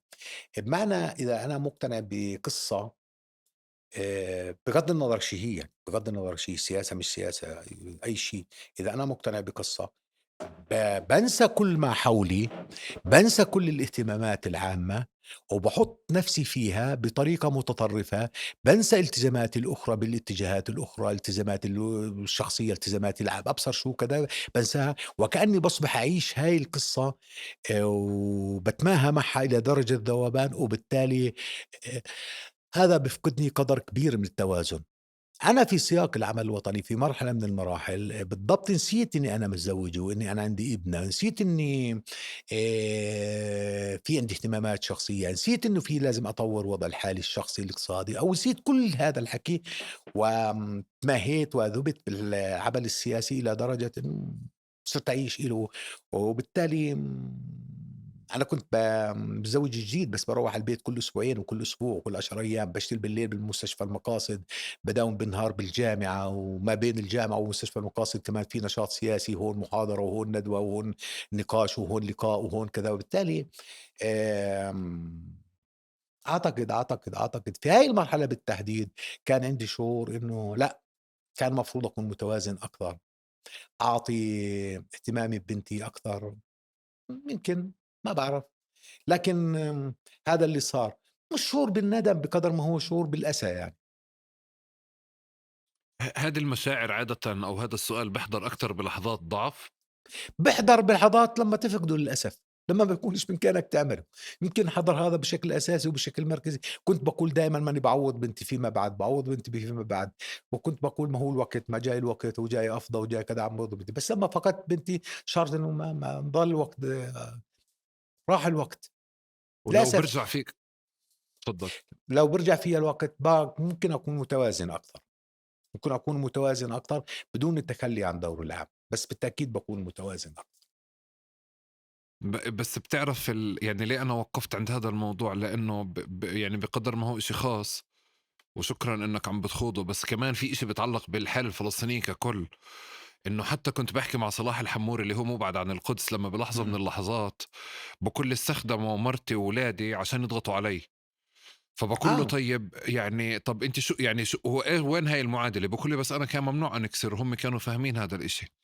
فأنتِ بتشعر إنه في المعادلة اللي هي الافتراضية أو اللي لازم تكون دائمًا موجودة، إنك أنتِ بمكان قوة دائم، وحتى هيك في لحظات ضعف إنسانية موجودة بتتأطر ضمن لحظات الضعف العامة، فأنت يعني شوف أقول لك الضعف الإنساني هي جزء من طبيعة البشر، أمام احتياجاته الأساسية، أمام مشاعره بيضعف الإنسان، هذا طبيعي يعني، عشان هيك يعني مقولات إنه الرجل بيبكيش وكذا، لا هذا هذا كلام فارغ، الرجل بيبكي والرجل بيضعف، والرجل له حاجات إنسانية، وزي المرأة طبعًا باقصد الرجل أو المرأة، كله له حاجات إنسانية. السؤال الأساسي أنت بالضبط شو أولوياتك؟ أنا كنت شايف أولوياتي وما فيش فيها غلط، أولوياتي إني أتحرر وطنيًا، أولوياتي الشخصية هاي مش أولوياتي الوطنية العامة، أنا شخص بدي أتحرر وطنيًا يعني مش أنا ما بديش أقلق بالشعب، بديش أقلق بالأمة، بديش أقلق بالتاريخ، بديش أقلق بالجغرافيا، أنا بدي أعيش حُر، هاي مصلحة شخصية، يعني الحرية هي مش مصلحة عامة بس، هي مصلحة شخصية كمان، وهي في إطار الشخصي، أنا كنت باشوف هاي أولوية. السؤال إن ما كنتش أنا باقدر أوازن ما بينها وما بين مصالح أخرى وبين حاجات أخرى وبين ضرورات أخرى، يمكن دي طبيعة شخصيتي يعني ما اقدرش اوازن. في ناس بيقدر، في ناس يعني انا بعرف ناس يعني كثير، هذا مثلا بيشتغل مثلا بغض النظر في شركة في مؤسسة في وظيفة او شيء زي هيك، بيترك الوظيفة الساعة 3 بيروح خلص بيطفي التليفون، هذا وقت للبيت، ما بتعاطى مع تليفونات شغل ما انا ما بقدر، أنا باشتغل بالليل، باكتب الساعة 3:00 ص، باقوم الصبح باقرأ، باقوم بنُص الليل ممكن أعمل اجتماع، أجاني تليفون الساعة 3:00 بارُد عليه وباحكي لمدة ساعتين، أنا بطبيعتي هيك. يمكن آآ بعدين بعد هذا العمر صعب إعادة ترتيب نفسي بطريقة مختلفة، يعني أنا باعتقد إنها صعب. شكرًا جزيلًا يعني على هذا الحوار الطويل، على هذا النقد المنفتح، وشكرًا على انفتاحك على كل أسئلتي، وشكرًا على الصدق. الله ممنون يسعدك، لك، يعني شكرًا لك، هاي مشاركات شكرًا، أنا كتير باقدّرها، شكرًا لك، ويعطيك ألف عافية. شكرًا لك.